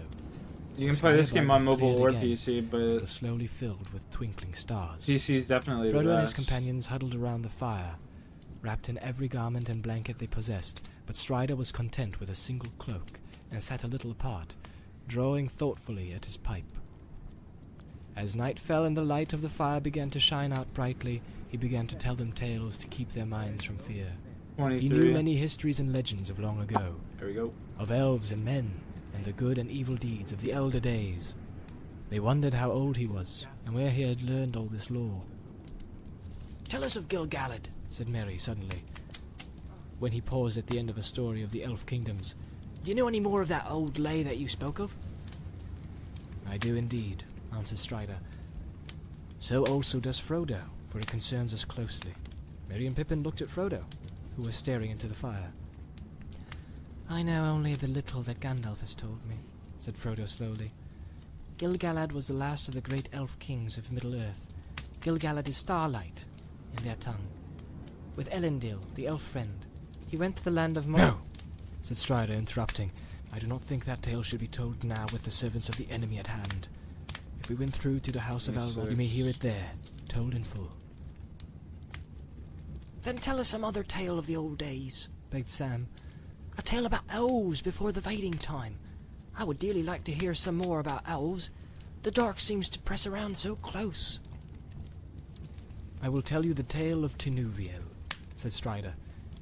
In brief, for it is a long tale which the end is not known, and there are none now except Elrond that remember it aright, as it was told of old. It is a fair tale, though it is sad, as are all the tales of Middle-earth, and yet it may lift up your hearts. He was silent for some time, and then he began not to speak, but to chant softly. The leaves were long, the grass was green, the hemlock umbels tall and fair, and in the glade a light was seen, of stars in shadow shimmering. Tinuviel was dancing there, to music of a pipe unseen, and light of stars was in Pipe, her you hair, saying? and in her raiment glimmering. There Beren came from mountains cold, and lost he wandered under leaves, and where the elven river rolled, he walked alone and sorrowing. He peered between the hemlock leaves and saw in wonder flowers of gold upon her mantle and her sleeves, and her hair like shadow following. Enchantment healed Look at his this madman movement, burning the woody but over chops. hills were doomed to roam. Fucking Forth he crazy. hastened strong and fleet, and grasped at moonbeams glistening. Through woven Absolute woods and mad woven lad. home she slightly fled on dancing feet, and left him lonely, still to roam in the silent forest listening. He heard there oft the flying sound of fleet as light as linden leaves, or music welling underground in hidden hollows quavering. Now withered lay the hemlock leaves, and one by one with sighing sound, whispering fell the beech's leaves, in the wintry woodland wavering. He sought her ever, wandering far, where leaves of years were thickly strewn, by light of moon and ray of star, in frosty heavens shivering. Her mantle glinted in the moon, as on a hilltop high and far she danced, and at her feet was strewn a mist of silver quivering. When river passed she came again, and her song released the sudden spring, like rising dark and falling rain, and melting water bubbling. 24 woodcutting. He saw the elven flowers spring Ouch. about her feet and healed again. He longed by her to dance and sing upon the grass untroubling. Again she fled, but swift he came, Tinuviel, Tinuviel. He called her by her elvish name, and there she halted, listening. One moment stood she, and a spell his voice laid on her. Beren came, and doom fell on Tinuviel, that in his arms lay glistening. As Beren looked into her eyes, within the shadows of her hair, the trembling starlight of the skies, he saw there mirrored shimmering Tinuviel the elven fair, immortal maiden, elven wise, about him cast her shadowy hair, and arms like silver glimmering. Long was the way that fate them bore, ere stony mountains cold and grey, through folds of iron and darkling door, and woods of nightshade morrowless, the sundering seas between them lay, and yet at last 27. they met once more, and long ago they passed away, in the forest singing sorrowless. Strider sighed and paused before he spoke again. That is called Anthenoth among the elves, but is hard to remember in our common speech. But this is but a rough echo of it. It tells of the meeting of Beren, son of Barahir, and Luthien Tinuviel.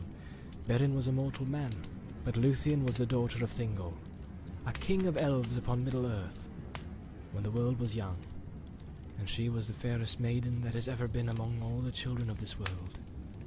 As the stars above the mists of the northern lands was her loveliness, and in her face was a shining light. In those days the great enemy, of whom Sauron of Mordor was but a servant, dwelt in Angband in the north. At least The we're elves lighting of the these West, logs coming back like to Middle-earth, almost made war upon him instantaneous to right now, regain you the know? Silmarils which he had stolen. And the fathers of Silmaril. them hated the elves. But the enemy was victorious, and Barahir was slain, and Beren, escaping through great peril, came over the mountains of terror into the kingdom of Thingol in the forest of Neldoreth. There he beheld Luthien, singing and dancing in a glade beside the enchanted river Esgalduin, and he named her Tinuviel, that is the nightingale in the language of the old. Many sorrows befell them afterwards, and they were parted long. Tinuviel rescued Beren from the dungeons of Sauron, and together they passed through the great dangers, and cast down even the great enemy from his throne, and took from his iron crown one of the 3 Silmarils, brightest of all jewels, to be the bride price of Luthien to Thingol her father. Yet at last Beren was slain by the wolf that came from the gates of Angband, and he died in the arms of Tinuviel. But she chose mortality, and to die from the world so that she might follow him, and it is sung that they met again beyond the sundering seas, and after a brief time walking alive once more in the green woods, together they passed, long ago, beyond the confines of this world. So it is that Luthien Tinuviel alone of the elf kindred has died indeed, and left the world, and they have lost her whom they most loved. But from her lineage of the elf lords of old, descended upon men, there live still those of whom Luthien was the foremother, and it is said that her line shall never fail. Elrond of Rivendell is of that kin. For of Beren and Luthien was born Dior Thingol's heir, and of him Elwing the White, whom Eärendil wedded. He that sailed his 25, ship baby. out of the mists of the world into the seas of heaven with the silver 90 upon total. his brow. And of Eärendil came the kings of Númenor, that is Westerness. As Strider was speaking, they watched his strange, eager face, dimly lit with the red glow of the wood fire. His eyes shone, and his voice was rich and deep. Above him was a black, starry sky. Suddenly a 28. pale light appeared over the crown at Weathertop behind him. The waxing moon was climbing slowly above the hill that foreshadowed them, and the stars above the hilltop faded. Let's go. The story ended. The hobbits moved and stretched. "Look," said Merry, "the moon is rising. It must be getting late." The others It is looked up. getting late. It's 4 o'clock Even in as the they morning, did so, bro. they saw on the top Come of the on, hill Mary. something small and dark against the glimmer of the moonrise. It was perhaps only a strange stone or jutting rock shown up by the pale light. Sam and Merry got up and walked away from the fire. Frodo and Pippin remained seated in silence. Strider was watching the moonlight on the hill intently. All seemed quiet and still, but Frodo felt a cold dread creeping over his heart, now that Strider was no longer speaking. He huddled closer to the fire. At that moment, Sam came running back from the edge of the dell. I don't know what it is, he said, but I suddenly felt afraid. I didn't go outside this dell for any money. I felt that something was creeping up the slope. Did you see anything? Asked Frodo, springing to his feet. No, sir, I saw nothing, but I did not stop to look. I saw something, Said Merry. or I thought I did, away westwards where the moonlight was falling on the flats beyond the shadow of the hilltops. I thought there were 2 or 3 black shapes. They seemed to be moving this way. Keep close to the fire, with your faces outward, 29. Cried Strider. get some of the longer sticks ready in your hands. For a breathless time they sat there, silent and alert, with their backs turned to the wood fire, each gazing into the shadows that encircled them. There was no sound of movement in the night. Frodo stirred, feeling that he must break the silence. He longed to shout aloud. "Hush!" whispered Strider. What's that? Gasped Pippin at the same moment. Over the lip of the little dell, on the side away from the hill, they felt, rather than saw, a shadow rise. One shadow or more than one. They strained their eyes, and the shadows seemed to grow. Soon there could be no doubt. 3 or 4 tall black figures were standing there on the slope, looking down on them. So black were they that they seemed like black holes in the deep shade behind them. Frodo thought that he heard the faint hiss as of venomous breath, and felt a thin, piercing chill. Then the shapes slowly advanced. Terror overcame Pippin and Merry, and they threw themselves flat on the ground. Sam shrank to Frodo's side. Frodo was hardly less terrified than his companions. He was quaking as if he was bitter cold, but his terror was swallowed up in a sudden temptation to put on the ring. The desire to do this laid hold of him, and he could think of nothing else. He did not forget the barrow, nor the message of Gandalf, but something seemed to be compelling him to disregard all warnings, and he longed to yield. Not with the hope of escape or of doing anything, either good or bad. He simply felt that he must take the ring and put it on his finger. He could not speak. He felt Sam looking at him, as if he knew that his master was in some great trouble, but he could not turn towards him. He shut his eyes and struggled for a while, but the resistance became unbearable. And at last he slowly drew out the chain and slipped the ring on the forefinger of his left hand. What's up, Golden? Immediately, though everything else remained as before, dim and dark, the shapes became terribly clear. He was able to see beneath their black wrappings. There were 5 tall figures, 2 standing on the lip of the dell, 3 advancing, with their white faces burned keen and merciless eyes. Under their mantles were long grey robes, upon their grey hairs were helms of silver, and their haggard hands were swords of steel. Their eyes fell on him and pierced him as they rushed towards him. Desperate, he drew his own sword, and it seemed to him that it flickered red, as if it was a firebrand. 2 of the figures halted. The third was taller than the others. His hair was long and gleaming, and on his helm was a crown. In one hand he held a long sword, and in the other a knife. Both the knife and the hand that held it glowed in a pale light. He sprang forward and bore down on Frodo. At that moment Frodo threw himself forward on the ground, and he heard himself crying aloud. At the same time he struck at the feet of his enemy. A shrill cry rang out in the night, and he felt a pain like a dart of poisoned ice pierce his left shoulder. Even as he swooned, he caught, as through a swirling mist, a glimpse of Strider leaping out of the darkness, with a flaming brand of wood in either hand. With a last effort, Frodo, dropping his sword, slipped the ring from his finger and closed his right hand tight upon it.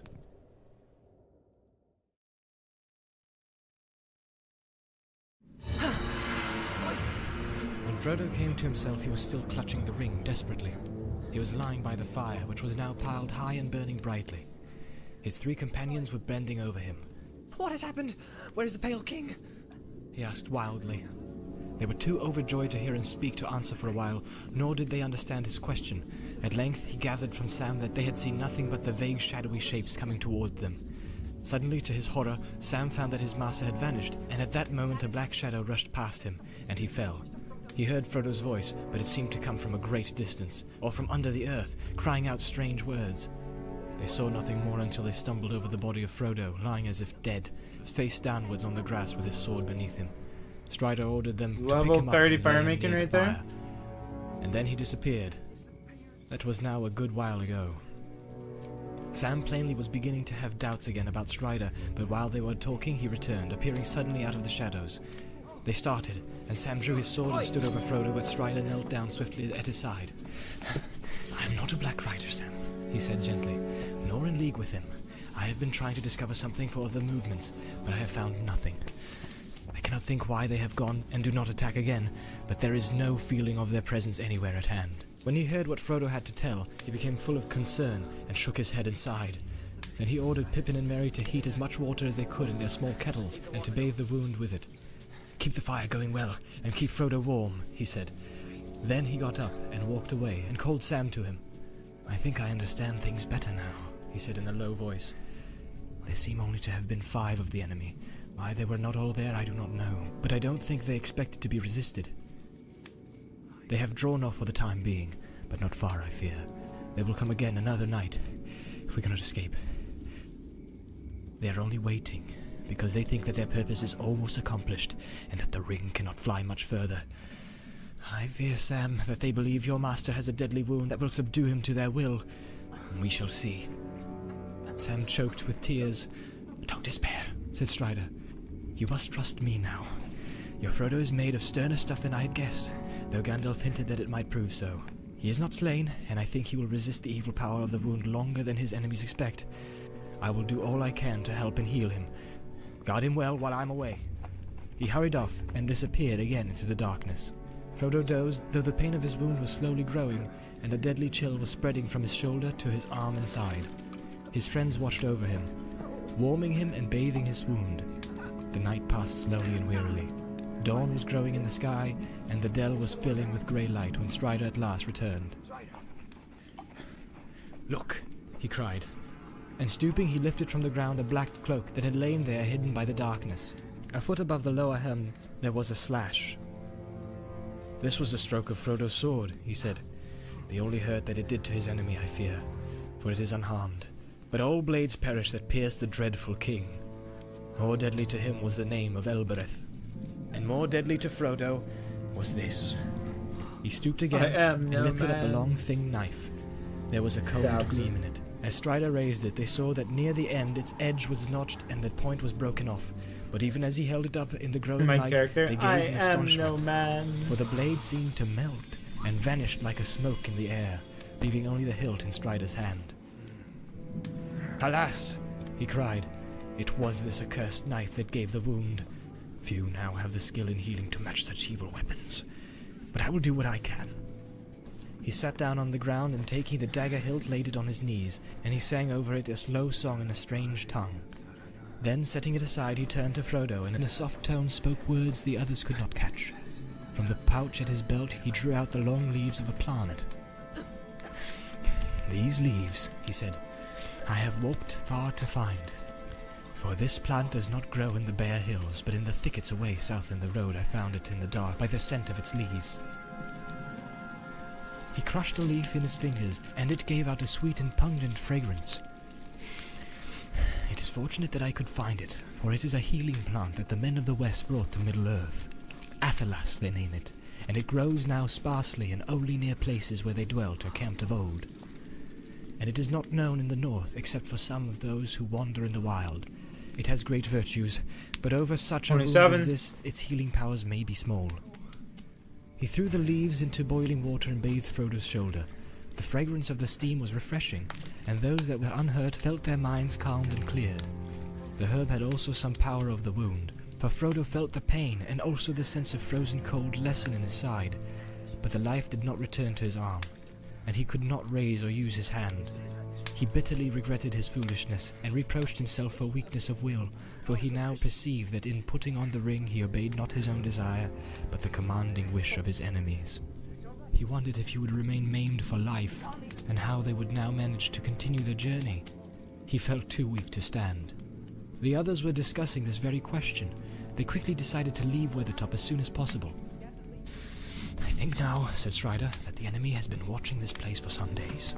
If Gandalf ever came here, then he must have forced to ride away, and he will not return. In any case, we are in great peril here after dark, since the attack of last night, and we can hardly meet greater danger wherever we go." As soon as the daylight was full, they had some hurried food and packed. It was impossible for Frodo to walk, so they divided the greater part of their baggage among the 4 of them, and put Frodo on the pony. In the last few days, the poor beast had improved wonderfully. It already seemed fatter and stronger, and had begun to show an affection for its new masters, especially for Sam. Bill Ferny's treatment must have been very hard, for the journey in the wild to seem so much better than its former life. They started off in a southerly direction.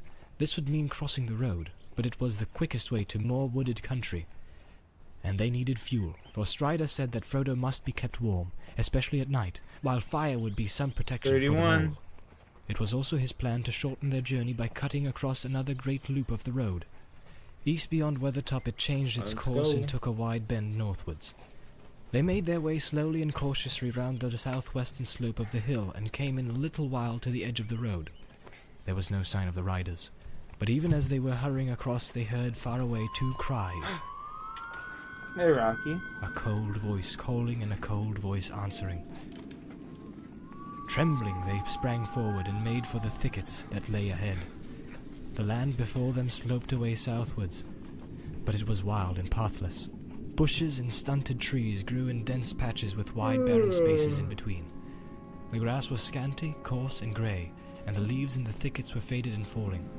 It was a cheerless land, and their journey was slow and gloomy. They spoke little as they trudged along. Frodo's heart was grieved as he watched them walking beside him with their heads down, and their backs bowed under their burdens. Even Strider seemed tired and heavy-hearted. Before the first day's march was over, Frodo's pain began to grow again, but he did not speak of it for a long time.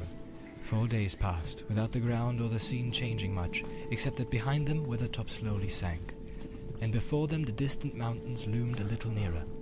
Yet since that far cry they had seen and heard no sign that the enemy has marked their flight or followed them. They dreaded the dark hours, and kept watch in pairs by night, expecting that at any time to see black shapes stalking in the grey night, dimly lit by the cloud-veiled moon. But they saw nothing, and heard no sound but the sight of withered leaves and grass. Not once did they feel the sense of present evil that had assailed them before the attack in the dell. It seemed too much to hope that the riders had already lost their trail again. Perhaps they were waiting to make some ambush in a narrow place. At the end of the 5th day the ground began once more to rise slowly out of the wild shallow valley into which they had descended. Strider now turned their course again northeastwards, and on the 6th day they reached the top of a long, slow climbing slope, and saw far ahead a huddle of wooden hills. Away below them they could see the road sweeping round the feet of the hills, and to their right a grey river gleamed pale in the thin sunshine. In the distance they glimpsed yet another river in a stony valley half veiled in mist. "I'm afraid we must go back to the road here for a while," said Strider. "We have now come to the river Horwell, that the elves call Methaethel. It falls down out of the Etten Moors. The Trollfell is north of Rivendell and joins the Loudwater away in the south. Some call it the Grey Flood after that. It is a great water before it finds the sea. There is no way over it below its sources in the Etten Moors except by the last bridge on which the road crosses." What is that over the river that we can see far away there? asked Merry. "That is Loudwater, the Bruinen of Rivendell," answered Strider. "The road runs along the edge of the hills for many miles from the bridge to the ford of Bruinen, but I have not yet thought how we shall cross that water. One river at a time. We shall be fortunate indeed if we do not find the last bridge held against us." Next day, early in the morning, they came down again to the borders of the road. Sam and Strider went forward, but they found no sign of any travellers or riders. Here, under the shadow of the hills, there had been some rain. Strider judged that it had fallen 2 days before, and had washed away all footprints. No horsemen had passed since then, as far as he could see. Fire making. They hurried along with all the speed they could make, and after a mile or two they saw the last bridge ahead, at the bottom of a short, steep slope. They dreaded to see black figures waiting there, but they saw none. 28 wood cutting. Strider made them take cover in the Love to thicket see at the it. side of the Back-to-back road, levels. while he went forward to explore. Before long he came hurrying back. "I can see no sign of the enemy," he said, "and I wonder very much what that means. But I have found something very strange." He held out his hand and showed a single pale green jewel. Yummy. "I found it in the mud in the middle of the bridge," he said. "It is a beryl, an elf stone. Whether it was set here or let fall by chance, I cannot say, but it brings hope to me. Total. I will take it as a sign that we may pass the bridge, but beyond that, I dare not keep to the road, without some clearer token." At once they went on again. They crossed the bridge in safety, hearing no sound but the water swirling against its 3 great arches. A mile further on they came to a narrow ravine that led away northward through the steep lands on the left of the road. Here Strider turned aside, and soon they were lost in a sombre country of dark trees, winding among the fields of sullen hills. The hobbits were glad to leave the cheerless land and the perilous road behind them, but this new country seemed threatening and unfriendly. As they went forward, the hills about them steadily rose. Here and there upon heights and ridges they caught glimpses of ancient walls of stone and the ruins of towers. They had an ominous look. Frodo, who was not walking, had time to gaze ahead and to think. He recalled Bilbo's account of his journey and the threatening towers on the hills north of the road, in the country near the Troll's Wood where his first serious adventure had happened. Frodo guessed that they were now in the same region, and wondered if by chance they would pass near the spot. It's like my fourth one or something, I think. He asked. Already. Who built these towers? Is it troll country? No, said Strider. Trolls do not build. Just a little bit RNG. No one lives in this land. Men once dwelt here, ages ago, but none remain now. They became an evil people, as legends tell, for they fell under the shadow of Angmar. But all were destroyed in the war that brought the North Kingdom to its end. But that is now so long ago that the hills have forgotten them, though a shadow still lies on the land. Where did you learn such tales if all the land is empty and forgetful? Asked Peregrine. The birds and beasts do not tell tales of that sort. The heirs of Elendil do not forget all things past, said Strider, and many more things that I can tell are remembered in Rivendell. Have you often been to Rivendell? Said Frodo. I have, said Strider. Why am I not cutting, brother? I dwelt there once, and still I return when I may. There my heart is, but it is not my fate to sit in peace, even in the fair house of Elrond. The hills now began to shut them in. The road behind held on its way to the river Bruinen, but both were now hidden from view. The travellers came into a long valley, narrow, deeply cloven, dark and silent. Trees with old and twisted roots hung over cliffs and piled up behind two mounting slopes of pine wood. The hobbits grew very weary. They advanced slowly, for they had to pick their way through a pathless country encumbered by fallen trees and tumbled rocks. As long as they could, they avoided climbing for Frodo's sake, and because it was in fact difficult to find any way up out of the narrow dales. They had been 2 days in this country when the weather turned wet. The wind began to blow steadily out of the west and pour the water of the distant seas on the dark heads of the hills in fine drenching rain. By nightfall they were all soaked, and their camp was cheerless, for they could not get any fire to burn. The next day the hills rose, still higher and deeper before them, and they were forced to turn away northward, out of their course. So tired and so go to bed, bro. Strider seemed to be getting anxious. They were nearly 10 days out from Rethertop, and their stock of provisions was beginning to run low. It went on raining. That night they camped on a stony shelf with a rock wall behind them, in which there was a shallow cave, a mere scoop in the cliff. No shame in getting Frodo some was sleep. restless. The cold and wet had made his wound more painful than ever, and the ache and sense of deadly chill took away all sleep. He lay tossing and turning and listening fearfully to the stealthy night noises. Wind in chinks of rock, water dripping, a crack, a sudden rattling fall of a loosened stone. He felt that black shapes were advancing to smother him. But when he sat up, he saw nothing but the back of Strider sitting hunched up, smoking his pipe, and watching. He lay down again, and passed into an uneasy dream, in which he walked on the grass in his garden in the Shire, but it seemed faint and dim, less clear than the tall black shadows that stood looking over the hedge. In the morning he woke to find that the rain had stopped. The clouds were still thick, but they were breaking, and pale strips of blue appeared between them. The wind was shifting again. They did not start early. Immediately after their cold and comfortless breakfast, Strider went off alone, telling the others to remain under the shelter of the cliff until he came back.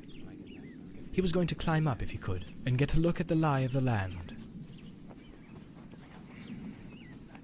When he returned, he was not reassuring. "We have come too far to the north," he said, "and we must find some way to turn back southwards again.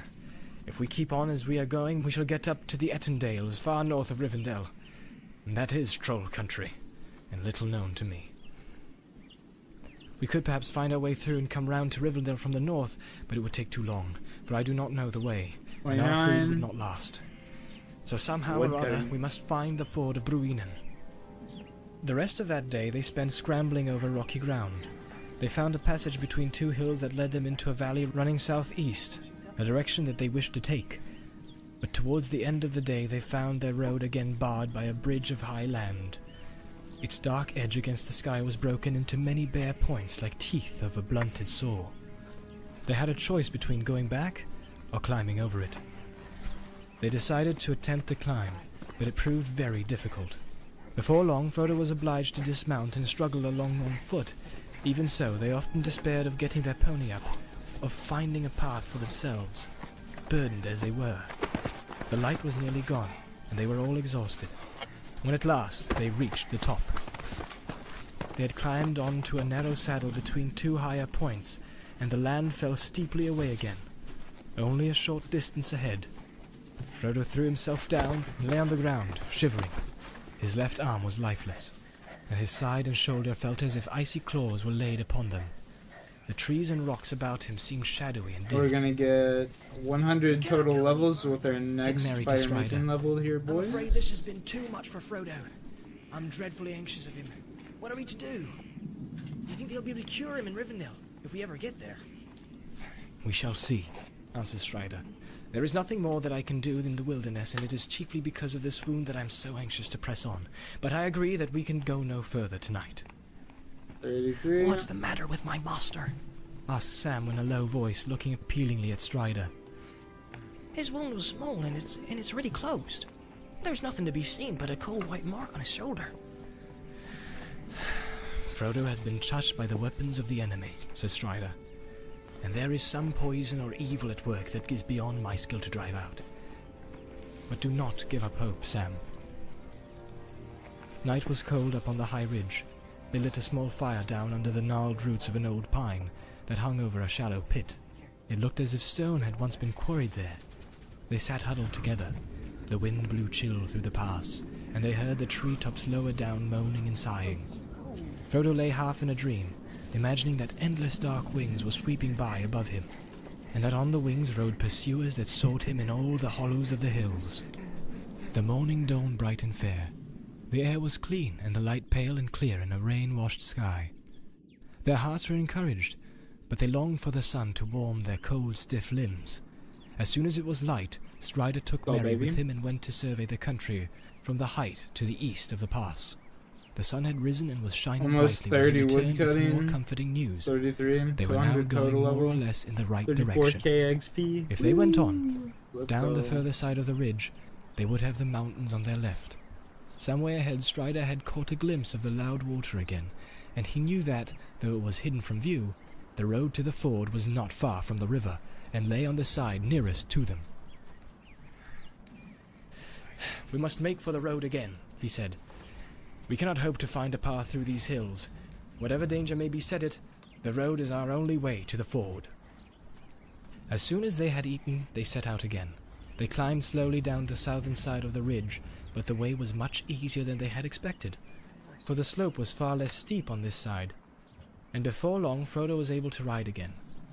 Bill Ferny's poor old pony was developing an unexpected talent for picking out a path, and for sparing its rider as many jolts as possible.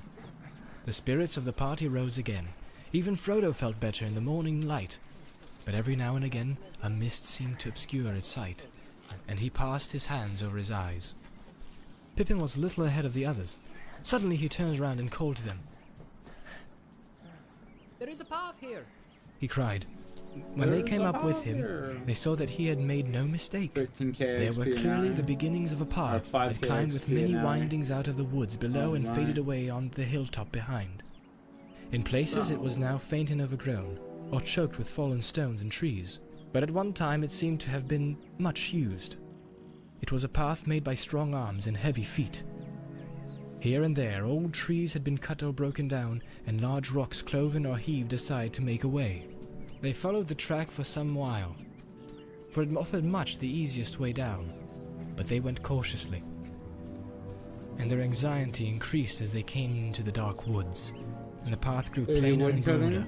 Let's go. Mark Suddenly, it down. coming out of a Willows belt of can be fir cut. trees, it ran steeply down a slope and turned sharply to the left around the corner of a rocky shoulder of the hill. 5 more levels, When they boys. came to the corner, they looked around and saw that the path ran on over a level strip under the face of a low cliff overhung with trees.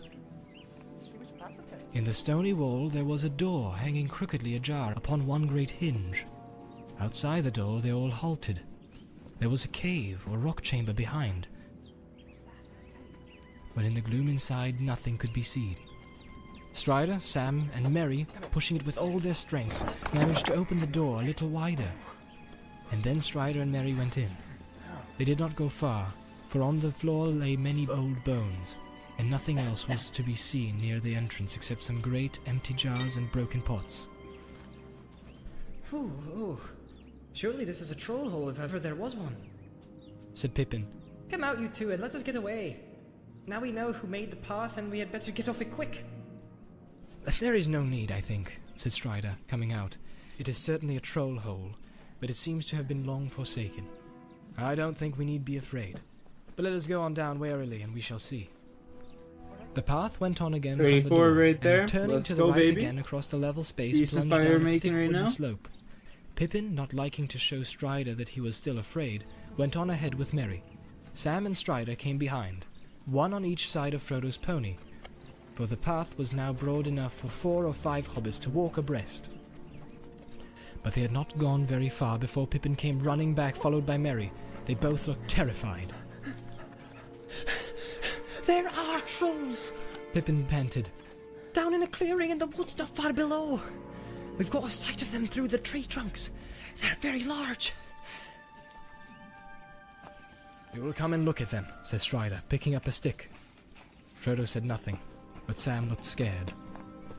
The sun was now high and shone down through the half-stripped branches of the trees and lit the clearing with bright patches of light.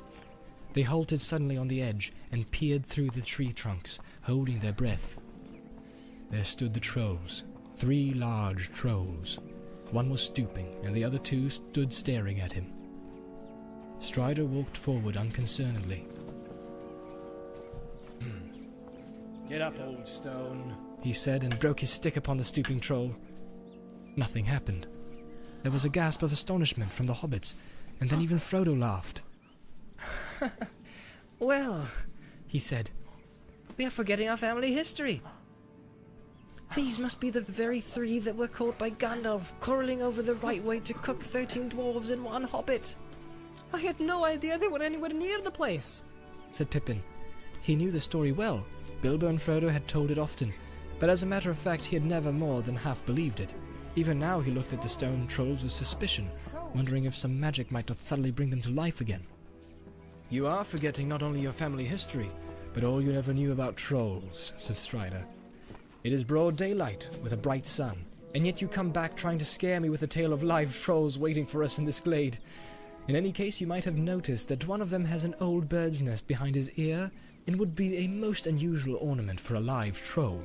They all laughed. Frodo felt his spirits reviving. The reminder of Bilbo's first successful adventure was Those heartening. laughs are so fucking cheesy. The sun, crap. too, was warm and comforting, Oh and the my mist God. before his eyes seemed to be lifting a little. They rested for some time in the glade, and took their midday meal right under the shadow of the troll's large legs. I wonder if this guy does The Hobbit. Fuck. Won't somebody give If us he a does bit The of a Hobbit, song we're gonna listen while to the The sun is Hobbit high? after the Fellowship. Said Merry, when they had finished. We haven't had a song or tale for days. "Not since Weathertop," said Frodo. The others looked at him. Don't worry about me, He added, I feel much better, but I don't think I could sing. Perhaps Sam could dig something out of his memory. Come on, Sam, said Merry. there's more stored in your head that you let on about. I don't know about that. Said Sam. But how would this suit? It ain't what I call proper poetry, but you understand me. Just a bit of nonsense. But these old images here brought it to my mind. Standing up with his hands behind his back as if he was at school, he began to sing to an old tune. Trolls sat alone in a seat of stone and munched and mumbled a bare old bone. For many a year he had gnawed it near, for meat was hard to come by, done by, gone by. In a cave in the hills he dwelt alone, and meat was hard to come by. Up came Tom with his big boots on, said he to Troll, "Pray what is yon? For it looks like the shin on my Uncle Tim, as It should looks be like you shit on lying my Uncle Tim. graveyard, What? caveyard, paveyard. This many a year has Tim been gone, and I thought he were lying in graveyard." My lad, said Troll, this bone I stole. But what be bones that lie in a hole? Thy uncle was dead as a lump o' lead. Afore I found his chin bone, tin bone, thin bone. He can spare a share of a poor old troll, for he don't need his shin bone. Said Tom, I don't see why the likes of thee without axe and leave should go making free with the shank of the shin o' my father's kin. So hand the old bone over, rover, trover. Though dead he be, it belongs to he, so hand the old bone over. For a couple o' pins, says Troll and Gringe, I'll eat thee too and all thy shins. A bit o' fresh meat will go down sweet. I'll try my teeth on thee now. He now, see now. I'm tired o' gnawing at old bones and skins. I've mind to dine on thee now. But just as he thought his dinner was caught, he found his hands has hold of naught. Before he could mind, Tom slipped behind and gave him the boot to larn him. Warn him, darn him. A bump of the boot on his seat Tom thought would be the way to larn him. But harder than the stone is the flesh and bone of a troll that sits in the hills alone, as well as your boot on the mountain's root. For the seat of a troll don't feel it, peel it, heel it. Old Troll laughed when he heard Tom groan, and he knew his toes could feel it. Tom's leg is game since home he came, and his bootless foot is lasting lame. But Troll don't care, and he's still there, with the bone he boned from his owner. Donor, boner. Troll's old seat is still the same, and the bone that he boned from his owner. Hey. Well, that's a warning to us all, laughed Mary.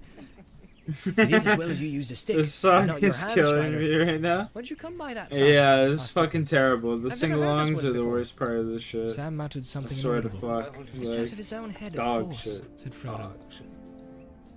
I'm learning a lot about Sam Gamgee on this journey. First he was a conspirator, now he's a jester. No, he's He'll a end up by jester. becoming a wizard or a warrior.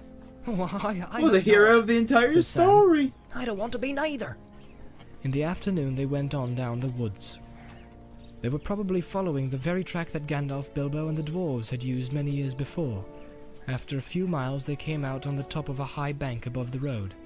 At this point the road had left the Horwell far behind in its narrow valley, and now clung close to the feet of the hills, rolling and winding eastward among the woods and heather-covered slopes towards the ford in the mountains. Not far down the bank, Strider pointed out a stone in the 31 grass. woodcutting, 4 more levels On to it, go. roughly cut and now much weathered, could still be seen dwarf runes go. and secret marks. There, Said Mary. that must be the stone that marked the place where the troll's gold was hidden. How much of it is left of Bilbo's share, I wonder, Frodo? Frodo looked at the stone and wished that Bilbo had brought 200 home more no to treasure go. more perilous or less easy to part Oh, I with. just unplugged my headset. None at all, he said. Bilbo gave it all away. He told me he did not feel it was really his, as it came from robbers. The road lay quiet under the long shadows of early evening. There was no sign of any other travellers to be seen. As there was now no other possible course for them to take, they climbed down the bank and, turning left, went off as fast as they could. Soon a shoulder of hills cut off the light of the fast westering sun. A cold wind flowed down to meet them from the mountains ahead. They were beginning to look out for a place off the road where they could camp for the night, when they heard a sound that brought sudden fear back into their hearts. The noise of hooves behind them. They looked back, but they could not see far because of the many windings and rollings of the road. As quickly as they could, they scrambled off the beaten way and up into the deep heather and bilberry patch, and thick-growing hazels. As they peered out from among the bushes, they could see the road, faint and grey in the failing light, some 30 feet below them. The sound of hooves drew nearer. They were going fast, with a light clippity-clippity-clip. With a Then light faintly, clippity, as if it was blown clippity, away from them by the breeze, they seemed to catch a dim ringing, as of small bells tingling. With a light clippity clip. That does not sound like a Black Rider's horse, said Frodo, listening intently. The other With hobbits the agreed clippity hopefully clop they did and the not, hippity but they hop. all remained full of suspicion. They had been in fear of pursuit for so long that any sound from behind them seemed ominous and unfriendly. Oh. But Strider was now leaning forward, stooped to the ground. with a hand to his ear, and a look of joy on his face. The light faded, and the leaves on the brushes rustled softly. Clearer and nearer now the bells jingled, and clippity-clip came the quick trotting feet. Suddenly into view below came a white horse, gleaming in the shadows, running swiftly. In the dusk its headstall flickered and flashed, as if it were studded with the gems like living stars. And Dickard and Dash. The rider's cloak streamed behind him, and his hood was thrown back. His golden hair flowed shimmering in the wind of his speed. To Frodo it appeared that the white light was shining through the form and raiment of the rider, as if through a thin veil.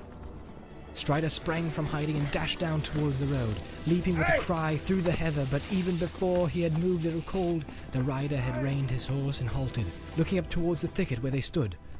When he saw Strider, he dismounted and ran to meet him, calling out, his speech and clear ringing voice left no doubt in their hearts. The rider was of elven folk. No others that dwelt in the wide world had voices so fair to hear. But there seemed to be a note of haste or fear in his call, and they saw that he was now speaking quickly and urgently to Strider. Soon Strider beckoned to them. The hobbits left the bushes and hurried down into the road. "This is Glorfindel, who dwells in the house of Elrond," said Strider.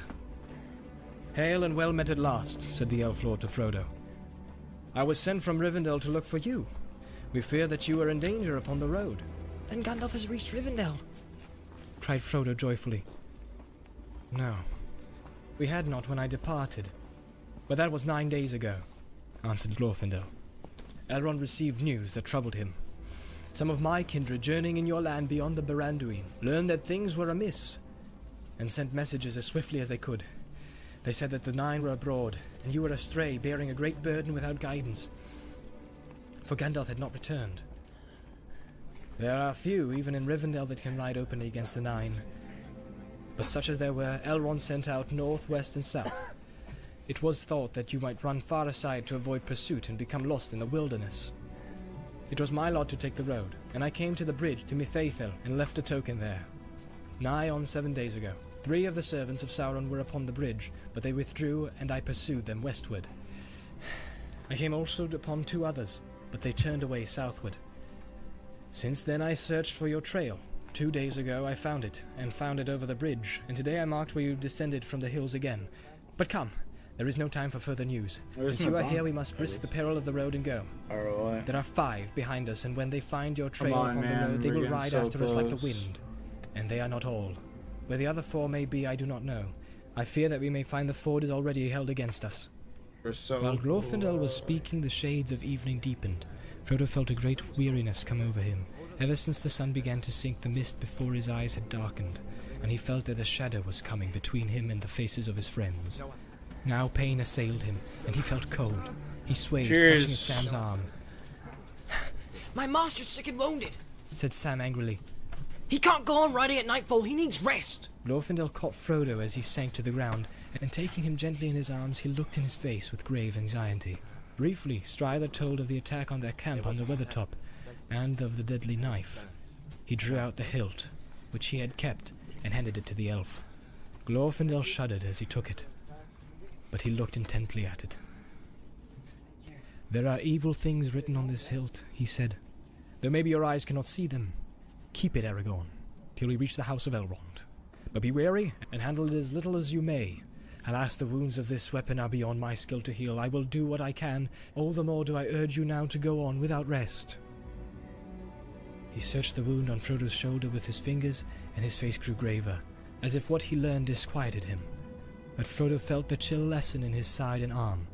A little warmth crept down from his shoulder to his hand, and the pain grew easier. The dusk of evening seemed to grow lighter about him, as if a cloud had been withdrawn. He saw his friends' faces more clearly again, and a measure of new hope and strength returned. "You shall ride on my horse," said Glorfindel. "I will shorten the stirrups up to the saddle skirts, and you must sit as tight as you can. But you need not fear. My horse will not let any rider fall that I command him to bear. His pace is light and smooth, and if danger presses too near, he will bear you away with a speed that even the black steeds of the enemy cannot rival." "No, he will not," said Frodo. "I shall not ride him." If I am to be carried off to Rivendell or anywhere else, leaving my friends behind in danger... Glorfindel smiled. I doubt very much, he said, if your friends would be in danger if you were not with them. The pursuit would follow you and leave us in peace, I think. It is you, Frodo, and that which you bear that brings us all in peril. To that Frodo had no answer, and he was persuaded to mount Glorfindel's white horse. The pony was laden instead with a great part of the other's burdens, so that they now marched lighter, and for a time made good We're gonna speed. get another level But the here, hobbits hopefully. began to find it hard to keep up with the swift, tireless feet of the elf. On he led them, into the mouth of darkness, and still on under the deep clouded night. There was neither star nor moon. Not until the grey of dawn did he allow them to halt. Pippin, Merry, and Sam were by that time nearly asleep in their stumbling legs, and even Strider seemed by the sag of his shoulders to be weary. Frodo sat upon the horse in a dark dream. And they cast themselves down in the heather a few yards from the roadside, and fell asleep immediately. They seemed hardly to have closed their eyes when Glorfindel, who had set himself to watch while they slept, awoke them again. The sun had now climbed far into the morning, and the clouds and mists of the night were gone. "Drink this," said Glorfindel to them, pouring for each in 32 turn right a there. little liquor from his silver-studded flask of leather. It was clear as spring water and had no taste, and it did not feel either cool or warm in the mouth, but strength and vigor seemed to flow into all their limbs as they drank it. Eaten after that draught, the stale bread and dried fruit, which was now all they had left, seemed to satisfy their hunger better than many a good breakfast in the Shire had done. They had rested rather less than 5 hours when they took to the road again. Glorfindel still urged them on, and only allowed 2 brief halts during the day's march. In this way they covered almost 20 miles before nightfall, and came to a point where the road bent right and ran down towards the bottom of the valley, now making straight for the Bruinen. So far there had been no sign or sound of pursuit that the hobbits could see or hear, but often Glorfindel would halt and listen for a moment. If they lagged behind, a look of anxiety clouded his face. Once or twice he spoke to Strider in the elf tongue, but however anxious their guides might be, it was plain that the hobbits could go no further that night. They were stumbling along dizzy with weariness and unable to think of anything but their feet and legs. Frodo's pain had redoubled, and during the day things about him faded to shadows of ghostly grey. He almost welcomed the coming of night, for then the world seemed less pale and empty. The hobbits were still weary when they set out again early next morning. There were many miles yet to go between them and the ford, and they hobbled forward at the best pace they could manage. "Our peril will be greater just ere we reach the river," said Glorfindel, "for my heart warns me that the pursuit is now swift behind us, and other dangers may be waiting by the ford." The road was still running steadily downhill, and there was now in places much grass at either side, in which the hobbits walked when they could, to ease their tired feet.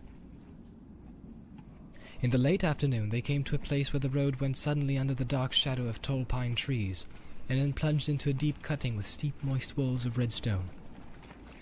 Echoes ran along as they hurried forward, There we go. and there seemed to be a sound of many footfalls following their own. All at once, as if through a gate of light, the road ran out again from the end of the tunnel into the open. There, at the bottom of the sharp incline, they saw before them a long, flat mile, and beyond that the ford of Rivendell. On the further side was a steep brown bank, threaded by a winding path, and behind that the tall mountains climbed, shoulder above shoulder, and peak beyond peak, into the fading sky. There was still an echo as of following feet in the cutting behind them. A rushing noise as if a wind were rising and pouring through the branches of the pines. One moment Glorfindel turned and listened. Then he sprang forward with a loud cry. Fly! He called, "Fly! The enemy is upon us!" The white horse leaped forward. The hobbits ran down the slope. Glorfindel and Strider followed as rear guard. They were only halfway across the flat when suddenly there was a noise of horses galloping. Out of the gate in the tree that they had just left rode a black rider. He reined his horse in and halted, swaying in his saddle. Another followed him, and then another, and then again 2 more. "Ride! Forward, ride!" Cried Glorfindel to Frodo. He did not obey at once, for a strange reluctance seized him. Checking the horse to a walk, he turned and looked back. The riders seemed to sit upon their great steeds like threatening statues upon a hill, dark and solid, while all the woods and land above them receded as if into a mist. Suddenly he knew in his heart that they were silently commanding him to wait. Then at once fear and hatred awoke in him. His hand left the bridle and gripped the hilt of his sword, and with the red flash he drew it. Ride on! Ride on! Cried Glorfindel, and then loud and clear he called to the horse in the elf tongue. Norolim! Norolim Asfaloth! At once the white horse sprang away and sped like the wind along the last lap of the road. At the same moment the black horses leaped down the hill in pursuit, and from the riders came a terrible cry, such as Frodo had heard filling the woods with horror in the east farthing far away. It was answered, and to the dismay of Frodo and his friends out from the trees and rocks away on the left 4 other riders came flying. 2 rode towards Frodo, 2 galloped madly toward the Thor to cut off his escape. They seemed to him to run like the wind, and to grow swiftly larger and darker as their courses converged with his. Frodo looked back for a moment over his shoulder. He could no longer see his friends. The riders behind were falling back. Even their great steed were no match in speed for the white elf horse of Glorfindel. He looked forward again, and hope faded. There seemed no chance of reaching the ford before he was cut off by the others that had lain in ambush. He could see them clearly now. They appeared to have cast aside their hoods and black cloaks, and they were robed in white and red. Swords were naked in their pale hands. Helms were on their heads. Their cold eyes glittered, and they called to him with fell voices. Fear now filled all Frodo's mind. He thought no longer of his sword. No cry came from him. He shut his eyes and clung to the horse's mane. The wind whistled in his ears, and the bells upon the harness rang wild and shrill. A breath of deadly cold pierced him like a spear, as if with a last spurt, like a flash of white fire. The elf horse, speeding as if on wings, passed right before the face of the foremost rider. Frodo heard the splash of water. It foamed above his feet. He felt the quick heave and surge as the horse left the river and struggled up the stony path. He was climbing the steep bank. He was across the ford. But the pursuers were close behind. At the top of the bank the horse halted and turned about, neighing fiercely. There were 9 riders at the water's edge below, and Frodo's spirit quailed before the threat of their uplifted faces.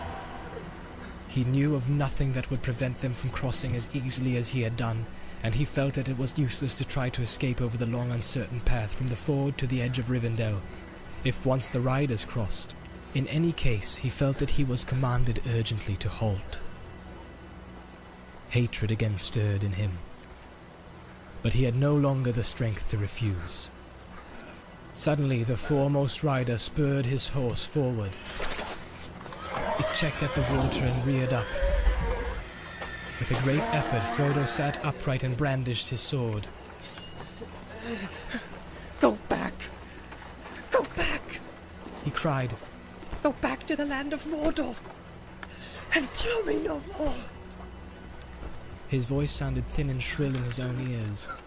The riders halted, but Frodo had not the power of Bombadil. His enemies laughed at him with a harsh and chilling laughter.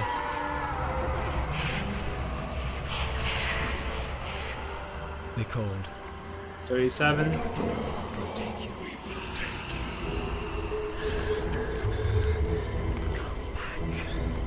He whispered. Go back! Hurry! They cried with deadly voices, and immediately their leader urged his horse forward into the water, followed closely by 2 others. By Elbereth and Luthien the Fair, Said Frodo with a last effort, lifting up his sword. you shall have neither the ring nor me. Then the leader, who was now half across the ford, stood up menacing in his stirrups, and raised up his hand. Frodo was stricken dumb. He felt his tongue cleave to his mouth, and his heart labouring. His sword broke and fell out of his shaking hand. The elf horse reared and snorted. The foremost of the black horses had almost set foot upon the shore. At that moment, there came a roaring and a rushing. A noise of loud waters rolled many stones. Dimly Frodo saw the river below him rise, and down along its course there came a plumed cavalry of waves. White flames seemed to Frodo to flicker on their crest, and he half fancied what he saw amid the water white riders, upon white horses with frothing manes. The 3 riders that were still in the midst of the ford were overwhelmed. They disappeared, buried suddenly under angry foam. Those that bang, were behind drew 33. back in dismay. Let's go. With his last failing senses, Frodo heard cries, and it seemed to him that he saw, beyond the riders that hesitated on the shore, a shining figure of white light, and behind it ran small shadowy forms waving flames that flared red in the grey mist that was falling over the road. Alright, shut up. The black horses were filled with madness, going to bed. and leaping forward in terror they bore their riders into the rushing flood. We'll listen to the next 2 minutes of Their this. piercing cries were drowned in the roaring I'm of the going to river bed. as it carried them away. Then Frodo felt himself falling, and the roaring and confusion seemed to rise and engulf him together with his enemies. He heard and saw no more.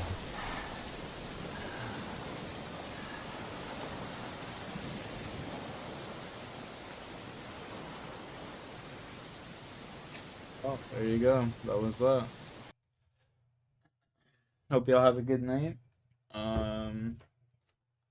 Catch you tomorrow.